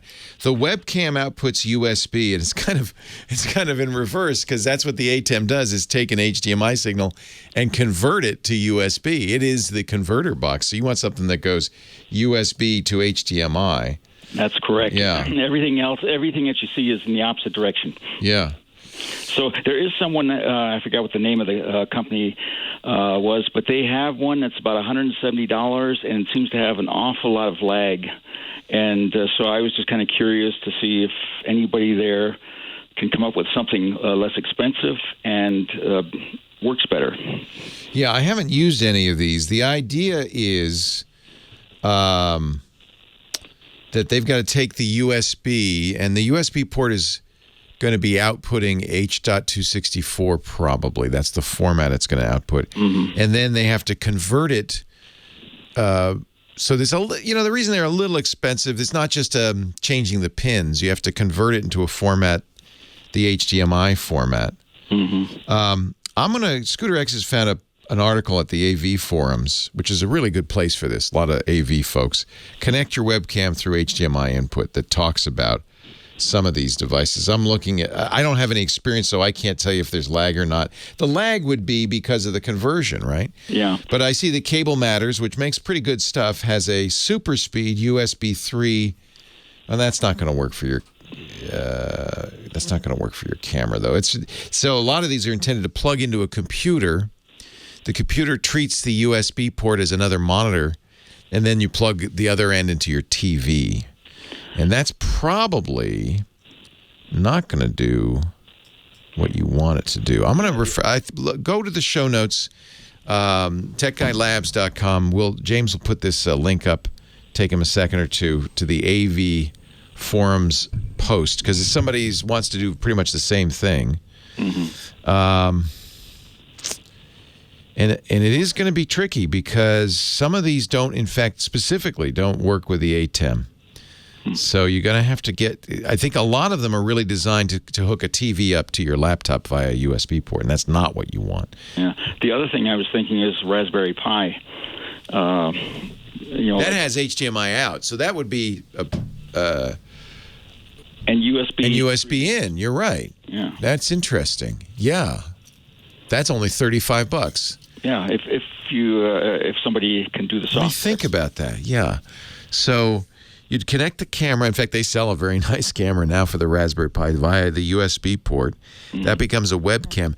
Now you're going to have a program running on Raspbian or whatever the operating system is that will see that, pick it up, and what you want it to do is output it to the HDMI port. I bet you that such a thing exists. There are a number of programs in Raspbian is basically Debian Linux. There's a program called Cheese that is basically for Linux it's kind of the equivalent of that Apple program that lets you do funny pictures of yourself. That comes with most distros of Linux. I'm sure it comes with Raspbian, and if not, you could download it and install it.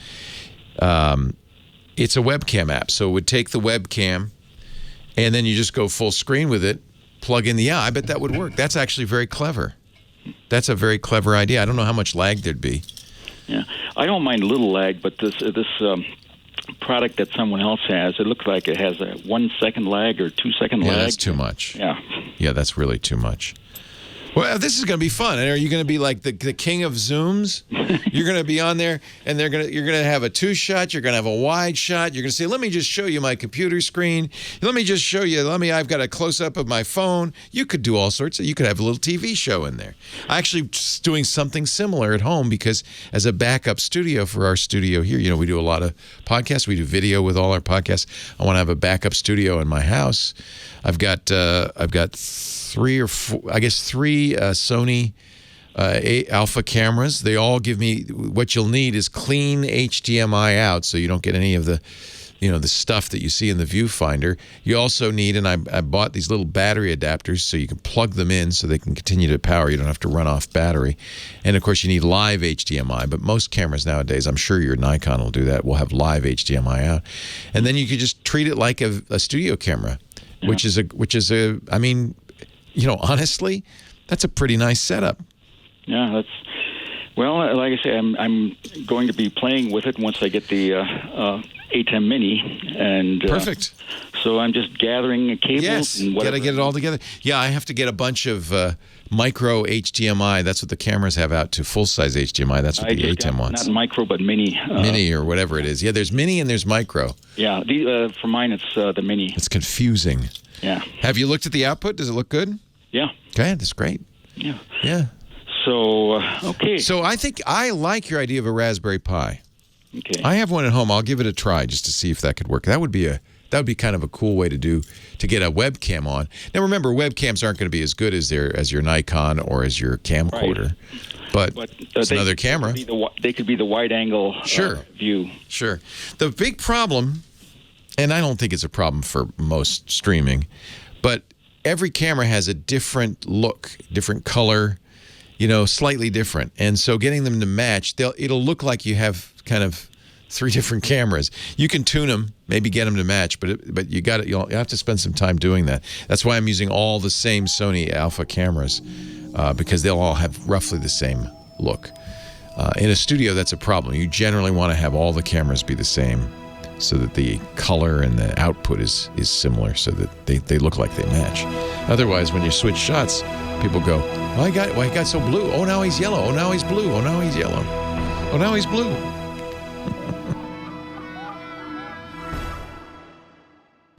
Our show today brought to you by LastPass. They bring it all to you, including the studio, the LastPass. I'm coming to you from the Twit LastPass studios. And with so many of us now working from home, LastPass is pretty darn important. I hope you saw our LastPass event we did on Thursday. It was so much fun. Steve Gibson, Andrew Keene, LogMeIn's CISO, Chief Information Security Officer Gerald Buchelt. Really great conversation about identity in the age of COVID, about authentication, about what futures are going to look like. We talked about online voting and a whole bunch of other stuff. That's available at twit.tv/events. It was a really great event, so thank you. I really appreciate LastPass for making that possible. And I really appreciate LastPass because it keeps our business running safe and smooth, even with most of our employees at home. You got to always have a plan for the unexpected. We've learned that here. After the fires 2 years ago, then last year, after this COVID crisis, we have learned to expect the unexpected. I love LastPass because it can be deployed quickly in the midst of any event to make sure your business keeps running smoothly, that every login is secure. Don't let your guard down when crisis hits. I love single sign-on. That's one of the things LastPass does so well. It manages employee access in a centralized view. IT always can see who has access to what from where. And by the way, a lot of times extra security is onerous. It's hard on the employees, not single sign-on. They love it. It's easier for them. Of course, LastPass made its name with enterprise password management, and they still have the best password management in the world. It's what I use. The oversight of shadow IT, enforceable policies across all password-protected accounts. And because they've added multi-factor authentication, if they're using VPNs, you can make VPNs even more secure. You can make sure that a user's identity is proven using biometric and contextual factors. That makes it easier, again, for the employees and more secure for you. LastPass never sends or stores the master password. If LastPass can't access your data, you know the hackers can't either. Encryption is exclusively at the device level before it syncs to LastPass, so only you can get to your data. That's why I use LastPass as a secure store for everything, not just passwords, passports, driver's license, socials, everything. And it's AES 256, the strongest encryption you can get. Same kind used by the military, by banks. Your stuff is safe. And it's still seamless for your employees. That's why we use it at business, too. I use it at home. I use it at work. We even give LastPass accounts to all our employees because we want them to use it everywhere. And by the way, employees share passwords, but LastPass makes it possible for them to do it securely, which is really important. LastPass can help make remote work simple and can make it secure, and they're there for you with great support all the time. LastPass.com/twit.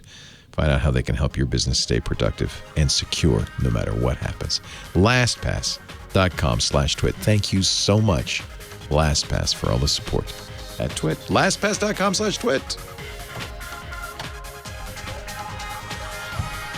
Well, hey, how are you today? Leo Laporte here, the tech guy. Time to talk computers, the internet, home theater, digital photography. We've got smartphones. We've got smart watches. 8888 Ask Leo. That's the phone number. 888-827-5536. Toll free from anywhere in the U.S. or Canada. 888-827-5536. We have a website, too.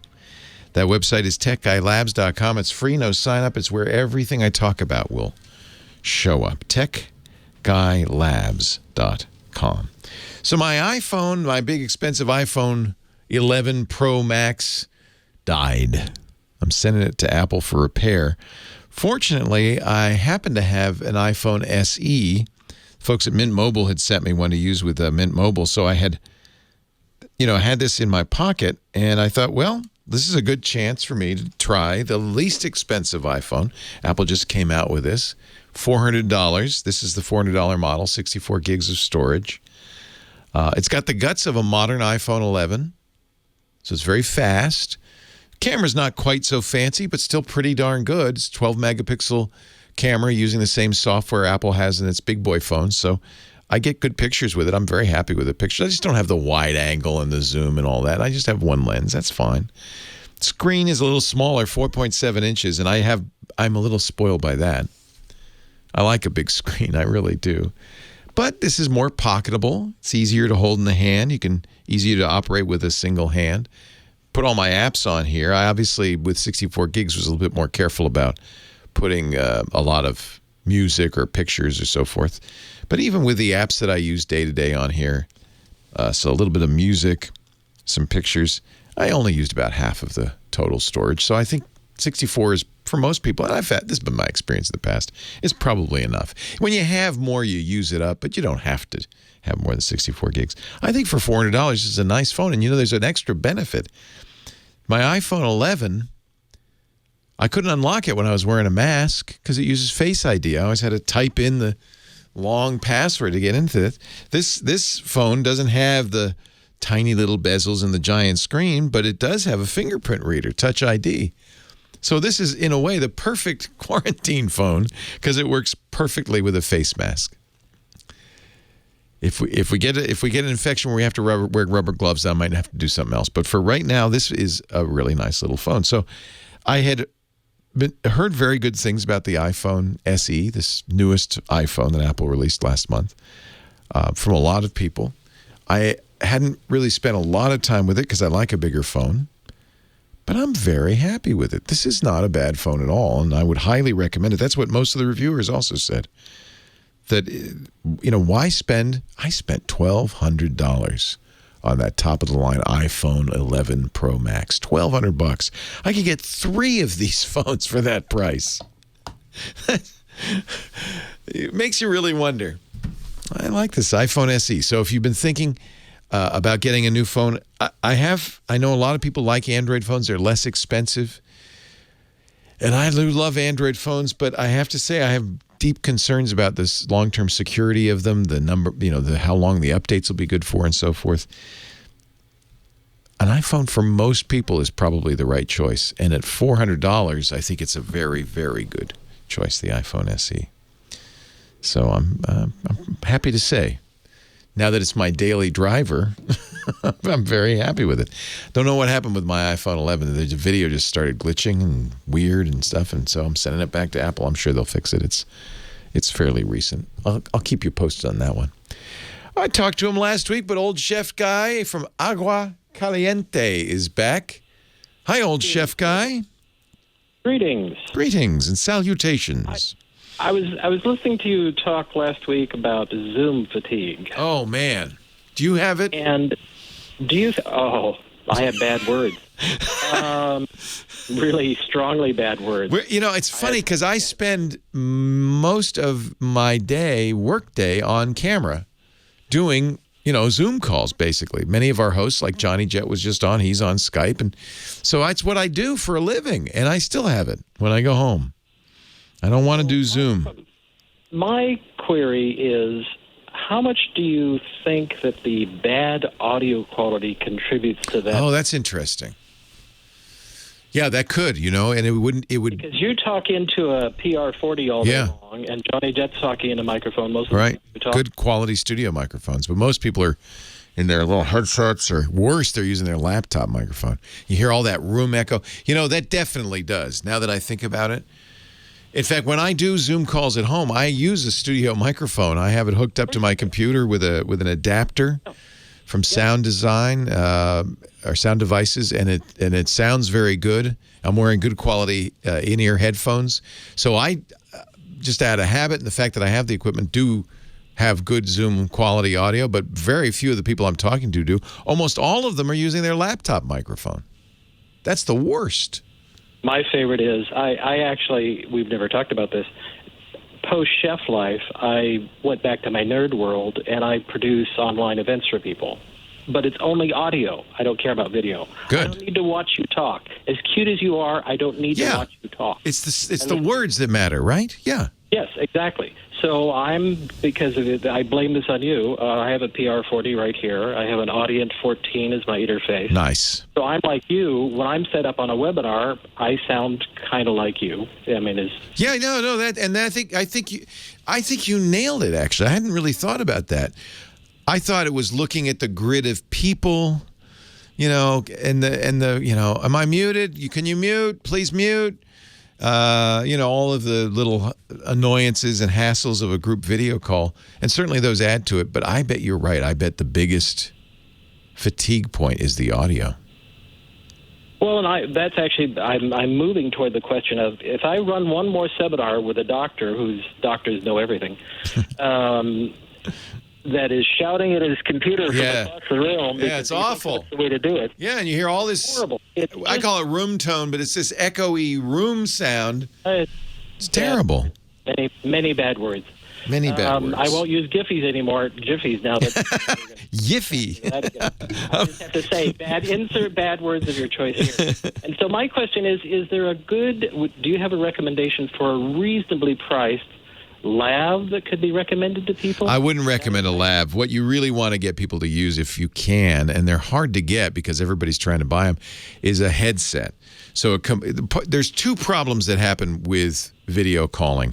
One is people don't put on headphones, so the speakers from the computer are in the room. Now, Skype and other Zoom and other programs have pretty good technologies to echo cancel, but it still takes a hit on the quality. So the number one thing to start with is get that doctor to wear some headphones, even if it's just his Apple earbuds. But you don't want to use the microphone on the earbuds. You want to use a better microphone. You want a headset. And so we use Plantronics headsets. In fact, we'll send them if we've got guests on our podcast and they propose. You'd be amazed how many technical people anyway these days have pretty good setups. Everybody's a podcaster now. So we used to have to do this all the time. The problem is good luck getting them. They're way delayed. But let me just see which Plantronics we normally. I was going to say, because I have several pairs of the old. I have a Plantronics so old you actually were able to plug it into your computer and attenuate the sound quality. Yeah, and I'm not talking about the. Oh man, they're scalping these. I'm not talking about the Plantronics that people used to use with their regular office phone system. I'm talking designed for computers with USB interfaces, and. It looks like I could get one Monday on Amazon, $138. They're really overcharging for these. But yeah, there are some good Plantronics choices. They're headphones, plus they're a boom mic that comes fairly close to the mouth. You'll want to help the doctor not pop his peas or breathe into it by moving it up above his mouth or below his mouth. And that's the worst thing in a COVID crisis. You don't need that. But honestly, I think you can totally. I think you can 90% of the quality you're getting with a fancy microphone and a fancy converter, you can get with a $50 headset.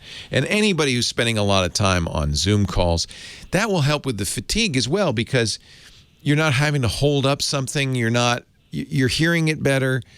Everybody else in the house isn't hearing the call because you're on headphones. There's just a lot of reasons to prefer it. And so we will send those out. We used to send them out all the time. I don't know what model. I see a Plantronics Blackwire analog. The C225 is $40. I prefer to get the USB. Generally, you're going to get better sound from those, and that's going to add a little bit. These are the CS540s, which I think are the ones we sent out, are $138. It's kind of pricey, but I think, you tell the doctor, look, we want to have a good conference. We don't want to have people tuning out because they can't understand you. It's worth spending a little bit of money on this. James DeRuvo's got a link he's going to put in the show notes to the 478, which is another good model. And we bought those as well before, James. Those are good USB. I don't see a price on it. That's the only problem. This looks like it's from... it's used. No wonder. Yeah, webcams and headsets flew off the shelves when this all started. I think they're going to get a little easier to get. I think manufacturers have ramped up production, and you should be able to get them. Very good point. Very good point, Chef Guy. That is a very good idea. You want to reduce Zoom fatigue. Get the audio going. One of our chatters is a Microsoft employee. He says he's got Teams fatigue. He says he's on Microsoft Teams because he's working from home. He also has, how many kids do you have, Lou? 5, 6, 7? He's got a lot of them. He says, sometimes I can't get up from my chair. I'm about to turn into a blob. Scheduling push-up blitzes now. All right. I'll do them with you, Lou. 8888 Ask Leo. That's the phone number. Let's talk high tech. You and me.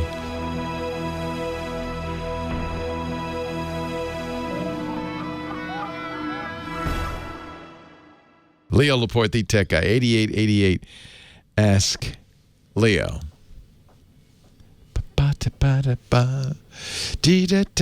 Let's go to line 2. And Jerry, Denver, Colorado. Hello, Jerry. Hi, Leo. How are you? I'm well. How are you? Doing well, thank you. I sent you an email, I don't know, probably 6-8 weeks ago. Did I respond? Probably not. I'm sorry. No, it's okay. That's okay. I get a lot of email, and I miss a lot of it, so it's probably that I missed it. I'm sorry. No, don't worry about that. Okay. I want to go into the Tech Guy Labs page. Isn't real clear as to where to send the email to. Well, that's why I don't publish an email address, to be honest with you, because I know I won't. It's futile. I feel bad about it, but it's really hard for me to. I get, as you might imagine, I get hundreds of people a day say, "Well, just take a second. Can you tell me what to do about this?" And it's like, yeah, I don't have time. No, I certainly understand. But I thought I had a few minutes today since I'm sitting here at home doing nothing other Call me. That's what I'm here for. Yeah. Exactly. I got office hours, 6 hours a week. Yep. Yeah, so the reason I was calling and what the email was all about is I've been listening to you for quite a while, and you brought up something that I haven't heard you say, in the long distance past, but recently you're talking about the 3-2-1 backup strategy. Yes, sir. And I've been using Synology to back up all my computers here at the house. Yep. And I said, well, this thing iDrive he's been talking about, let me take and check into that. So I got an iDrive account. Didn't use the code word of Leo to get a special discount. So I'm just paying regular prices. Darn it! Certainly, yeah. That's what I said. Darn it! Regardless.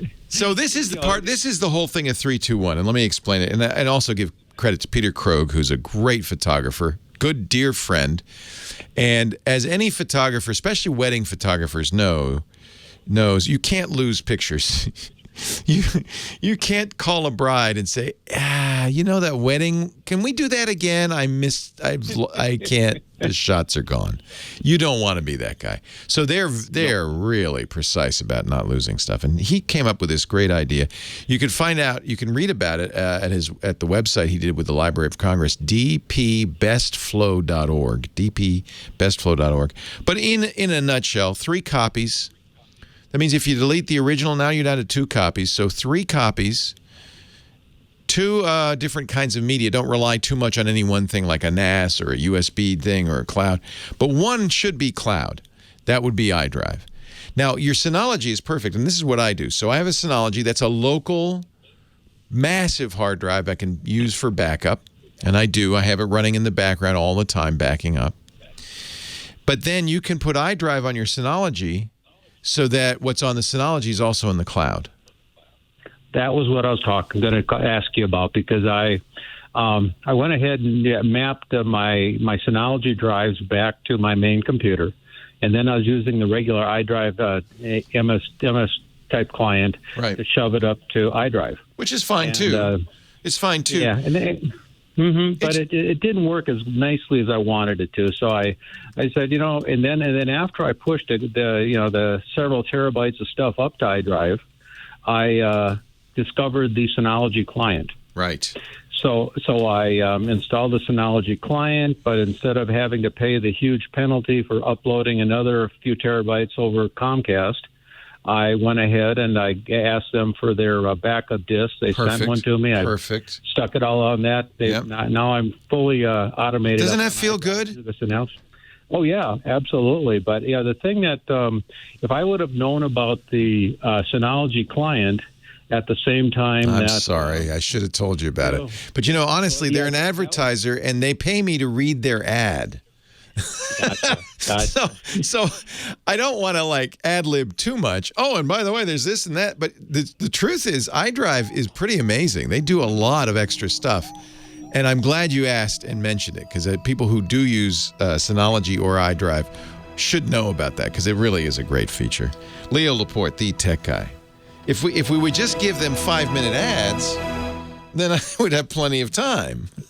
Exactly. Yeah, no, that's a nice. So it's working well for you? Oh, it works amazing. I can't tell you how much more I'm learning about the Synology drive every time I love my Synology. Some of their other apps. Yeah. What I actually do, because I have I use Synology not just for backup, but I use it for Plex. So I have movies and stuff on it. What I ended up doing is I have a Synology at home and I have a duplicate Synology here. And Synology has a program called Hyper Backup that will keep the two in sync. So in a way, my big cloud backup, because I don't want to store movies on iDrive. That's too much. But I don't even want to take the time to upload them. But my big backup is here at the office. So I, in effect, have a duplicate set of Synologies, one at home and one in the office. Unless Petaluma gets nuked, I think I'll be okay. Now, if Petaluma gets nuked, thank goodness there's iDrive. I love that city. Have you been here? Yeah, I spent a vacation out there about 3 summers ago. Well, I love Denver. My son went to CU Boulder. And very nice. Yeah, I love the area. It's really pretty, and Boulder's so nice. Boulder feels like Petaluma to me. It's like I thought I was in California, which is probably why Henry went there. The water, yeah, you're right. Sometimes they call it UC Boulder, University of California at Boulder. There's so many California kids there. Yes, sir. Well, Jerry, I thank you because I'm glad to hear you're happy. I was hoping that all had worked out for you, so that's really good. It's cool that they make this. I really, the iDrive guys are pretty impressive. It's the same people who do remote PC. They have. I got them too. Yeah, they have really good coders, and they don't sit on their duff. They are always adding stuff, which is cool. Yeah, very much so. Yeah, I use remote PC to take and manage my sister-in-law's PC remotely. Bless you, Jerry. Yeah, our sponsors, thank you. And this was not a sponsored call, but it certainly did start to sound like it, didn't it? Well, yeah, and I hope I disclaimed that they are. I think I mentioned a couple of times they're a sponsor, but in fact, I think you did too. But yeah, I mean, it's nice when we can have sponsors that fit our audience well, and those are 2 products that do. So I'm very happy that we have them. I feel fortunate because I can still eat. Not that I should be, but I can. Yeah. All right, Jerry. Good to talk to you. Thank you, my friend. Appreciate it. All right. Take care. Bye-bye. I am deep in a trance listening to that great music. Leo Laporte, the tech guy. I'll tell you who did pass Fred Willard, the great comic actor. Man, I was such a fan. You might have seen him in some of those mockumentaries like Best in Show and A Mighty Wind. He was also in Spinal Tap, I think. Yeah. Did some Christopher Guest stuff. Really talented actor. I worked with him briefly. We wanted him to do a game show for us on Tech TV. I wish I could find the reels for those, because we did a game show with Fred Willard, who's hysterical. And my favorite Fred Willard show, which I don't know if you can see it anymore, is the one he did with Martin Mull, Fernwood Tonight. Do you remember that? Whatever happened to that? It'd be fun to see that. Put that back up on Netflix. I'll have to see if I can find it. It was a mock, Tonight Show with Martin Mull, who's very funny. And Fred Willard was his sidekick. Leo Laporte, the tech guy. Back to the phones we go. Line 1 is another Coloradan. Another Denverite. Hello, Bill. Hey, how's it going? Yeah, Fernwood Tonight was a great show. That was. You remember that way back when? Yep. Hey, your Apple iPhone is on a slow boat to China. Yeah, I wonder where it's going to get fixed. I sent an iPad once. It took forever. Oh, well, so I would normally bring it to the Apple Store, but they're still not open. They are reopening next week, I think, slowly. Anyway, my question is my PC is an HP Vista, and it's still running. Okay. Am I running on? Yeah, you're running on fumes, my friend. Well, I know. I'm more than happy that it's running. XP. Well, here's the funny thing, and this is why it's a little frustrating for people who, say, well, why can't you support it, Microsoft? It runs fine. In fact, if you took that PC and you took a clean copy of Vista and only installed the software that came out about that time, it would run exactly as if it was brand new. It wouldn't be any different because these things just don't wear out. The one part of that computer that may wear out is the spinning hard drive, but you could easily replace that for next to nothing. Right. Well, mine, because I just use it to search the internet. Well, here's the problem.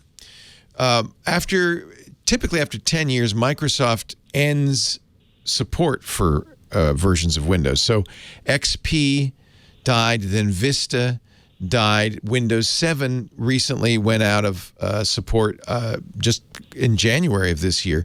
That means no versions of those operating systems are getting patches. Maybe you noticed that. You don't get your patches on Tuesday, second Tuesday of the month anymore. I got Windows 10 on it now. That one is safe. Oh, you're not running Vista anymore, though. No. Oh, you're fine. If it's running Windows 10, you're getting patched. The risk is running the Windows Vista because if there's a security flaw, and there are many, they won't get fixed, and so you might be at risk going out on the internet. But if you're running Windows 10, I get it. The machine was called the HP Vista. It wasn't running Vista. I apologize. Well, see, I was going to go Apple, but I've had bad luck with Apple. I've had a MacBook and an iPad just die, and it was a programming issue. You know, if you like, I'm not a fan of Windows. You probably heard me say some bad things about Windows. But if you like Windows and it works for you, more power to you. You know how to use it. You know how to stay safe and stay secure. And it does the job. I would be the last person to say, oh, you shouldn't be using it. When I say don't get Windows, I'm telling new people who don't have computers yet, who don't have a preference, you'd be better off not getting Windows unless you have an IT department.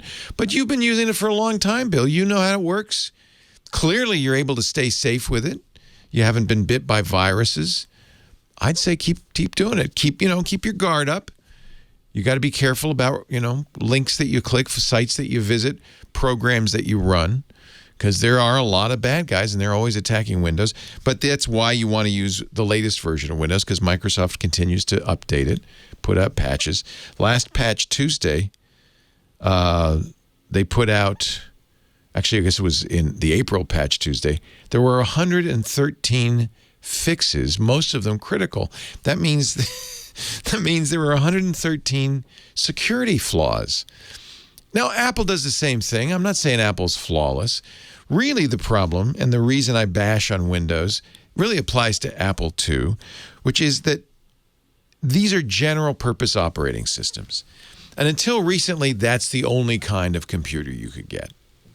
A general operating system that could run any kind of software you wanted. The problem with that is, in order to make an operating system, whether it's Mac OS or Windows, be able to do that, it has to be fairly complex, fairly big, fairly elaborate. The more complex software is, the riskier it is, the more likely there's security flaws. Plus, Windows has a big disadvantage. It's used by everybody. There are 1.5 billion current Windows installs out there. That means bad guys are going to be banging on Windows more than anywhere else because that's where the money is, right? That's where that's the ripe prime territory. So they do bang on it. They do find flaws, and there's flaws fixed every single month in Windows, sometimes not fixed. Most people don't need a general purpose operating system, and thank goodness these days you don't have to get one. Now, I'm not telling you, Bill, you're happy. Stay with what you got. If that HP Vista is running, you're running a current version of the operating system, you're staying up to date, you're staying secure, you're comfortable with it, I wouldn't change a thing. You're fine. You're great. But if you're new to computing and you want to get a new computer, I think it'd be better to look at something like a Chromebook, which is much more secure, or an iPad, which is easier to use and much more secure. These are not general purpose operating systems. These are very much locked down, and as a result, they're safer. You can't maybe do as much. There may be things you want to do that you can't do on a Chromebook or an iPad. Very commonly, video editors, filmmakers, they don't like to use those. If you're launching rocket ships, you're probably not doing it on a Chromebook. Even if you're a photographer, you may prefer, although I have to say the iPad Pro, the most modern, fanciest iPad, really is a great photography tool. More and more photographers, I think, are using it. But I'm not trying to talk you out of using something you've got. I do think it's important if you're using Windows XP, Windows Vista, Windows 7, that you upgrade to Windows 10, and you should do that as soon as possible because you are at risk. You're running old versions of the operating systems that are not being fixed. That's dangerous. That means every time you go on the internet, that's dangerous. But your HP running modern software, as long as it runs fine, it's great. The only thing, as I said, that'll eventually wear out, that hard drive. Next time you buy a hard drive, put a solid state drive in there. It won't wear out, and it'll be 10 times faster, and you'll be happy, and you'll say, wow, it's like having a new computer. Because honestly, what really has also happened in the last 10 years is computers have gotten as fast as they need to be. In the early days, you sound like you've been around a little while, Bill. You know this. In the early days of computing, we were seeing every year big jumps in performance and capability, hard drive storage, memory, processor speeds, huge jumps for the first 20 years of the computer industry. But it's a mature industry now, and it's just not improving at any great rate. So that computer you bought 5 years ago is probably just as fast as a computer you'd buy tomorrow. There's minor differences, and enthusiasts will say, oh, I love my 16-core Ryzen, oh boy. But you wouldn't notice a difference in most cases. The big change that has happened, and I think is worth looking at for people who are out to get a new computer, is mobile devices, is the smartphones. And the smartphone OS, which is migrated to the iPad, is a really great way to safely compute and do most of what people want to do, if not everything. Chromebook on the other side, if you want a laptop or a desktop, is a very good choice as well. And if you're getting a new computer and you don't have a bias towards Mac or Windows, I think that's the way to go, frankly. Leo Laporte, the tech guy. The Giz Wiz coming up. Ladies and gentlemen, live from the Avalon Ballroom in beautiful New York, New York, I give you Disco Dickie D, Dick DeBartolo, Mad Magazine's maddest writer, and our gizmo wizard, the Giz Wiz. Hello, Dickie D. How you doing? New glasses. I like them. Oh, you do? Oh, okay. They've got that kind of horn rim look. Yeah, they do. Were they made out of a horn? I wear them from time to time. They're Warby Parker. Oh, of course they are. They're gorgeous. Yeah. Thank you very much. Contactless contacts. That's their specialty.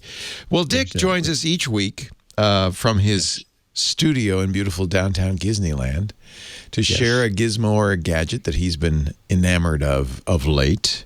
What have you fallen in love with lately? Well, this is not coming till Q3, which is like July, August, and you order things in advance. I do. So you have to these days.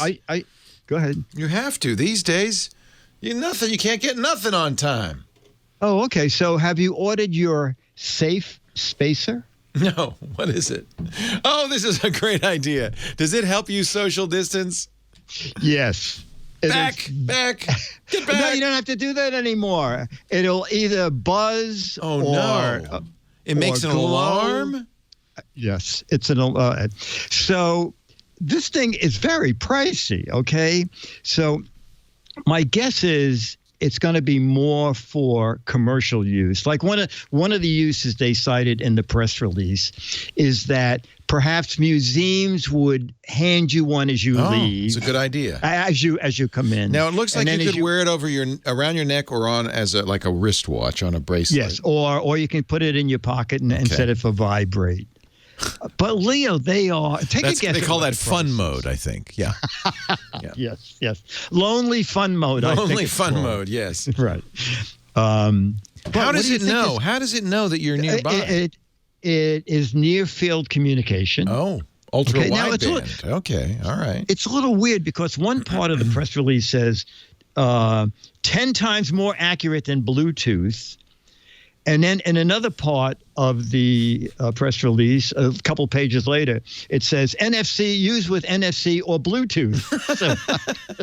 Well, it's the new kind of Bluetooth. And what's interesting is Apple has built this into their new phones as well. This is a UWB chip, and I would not be surprised. Now, the only way this safe spacer will work is with other people wearing it. Yes, exactly. So you have to have a pair. So if I just walk in without wearing one, it's not going to know I'm nearby.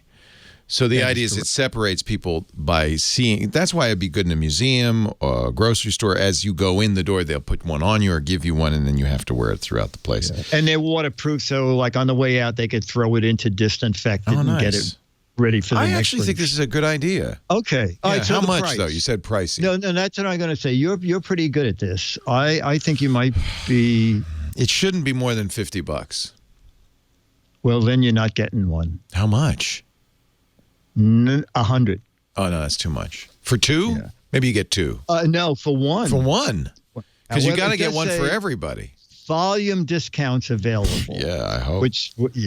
So I think though that you will see apps on the iPhone that will do this exact same thing. I was going to say, if you're saying that chip is available, and I don't have an iPhone or anything. Right now, Apple would have to do it because only Apple has access to that UWB chip. That's how Apple works. They did the same thing with NFC. At first, only Apple could use the NFC chip. Then over time, they let other companies and other apps So then if you had two Apple phones that had this chip, you think they'll come up with an app that'll do exactly that? Absolutely. It could actually be built into the operating system. I wouldn't be surprised at all. That's a really good idea. The problem is, of course, you have to have a late model iPhone. Yeah. Okay. Okay. But you're not adding another. But who doesn't have?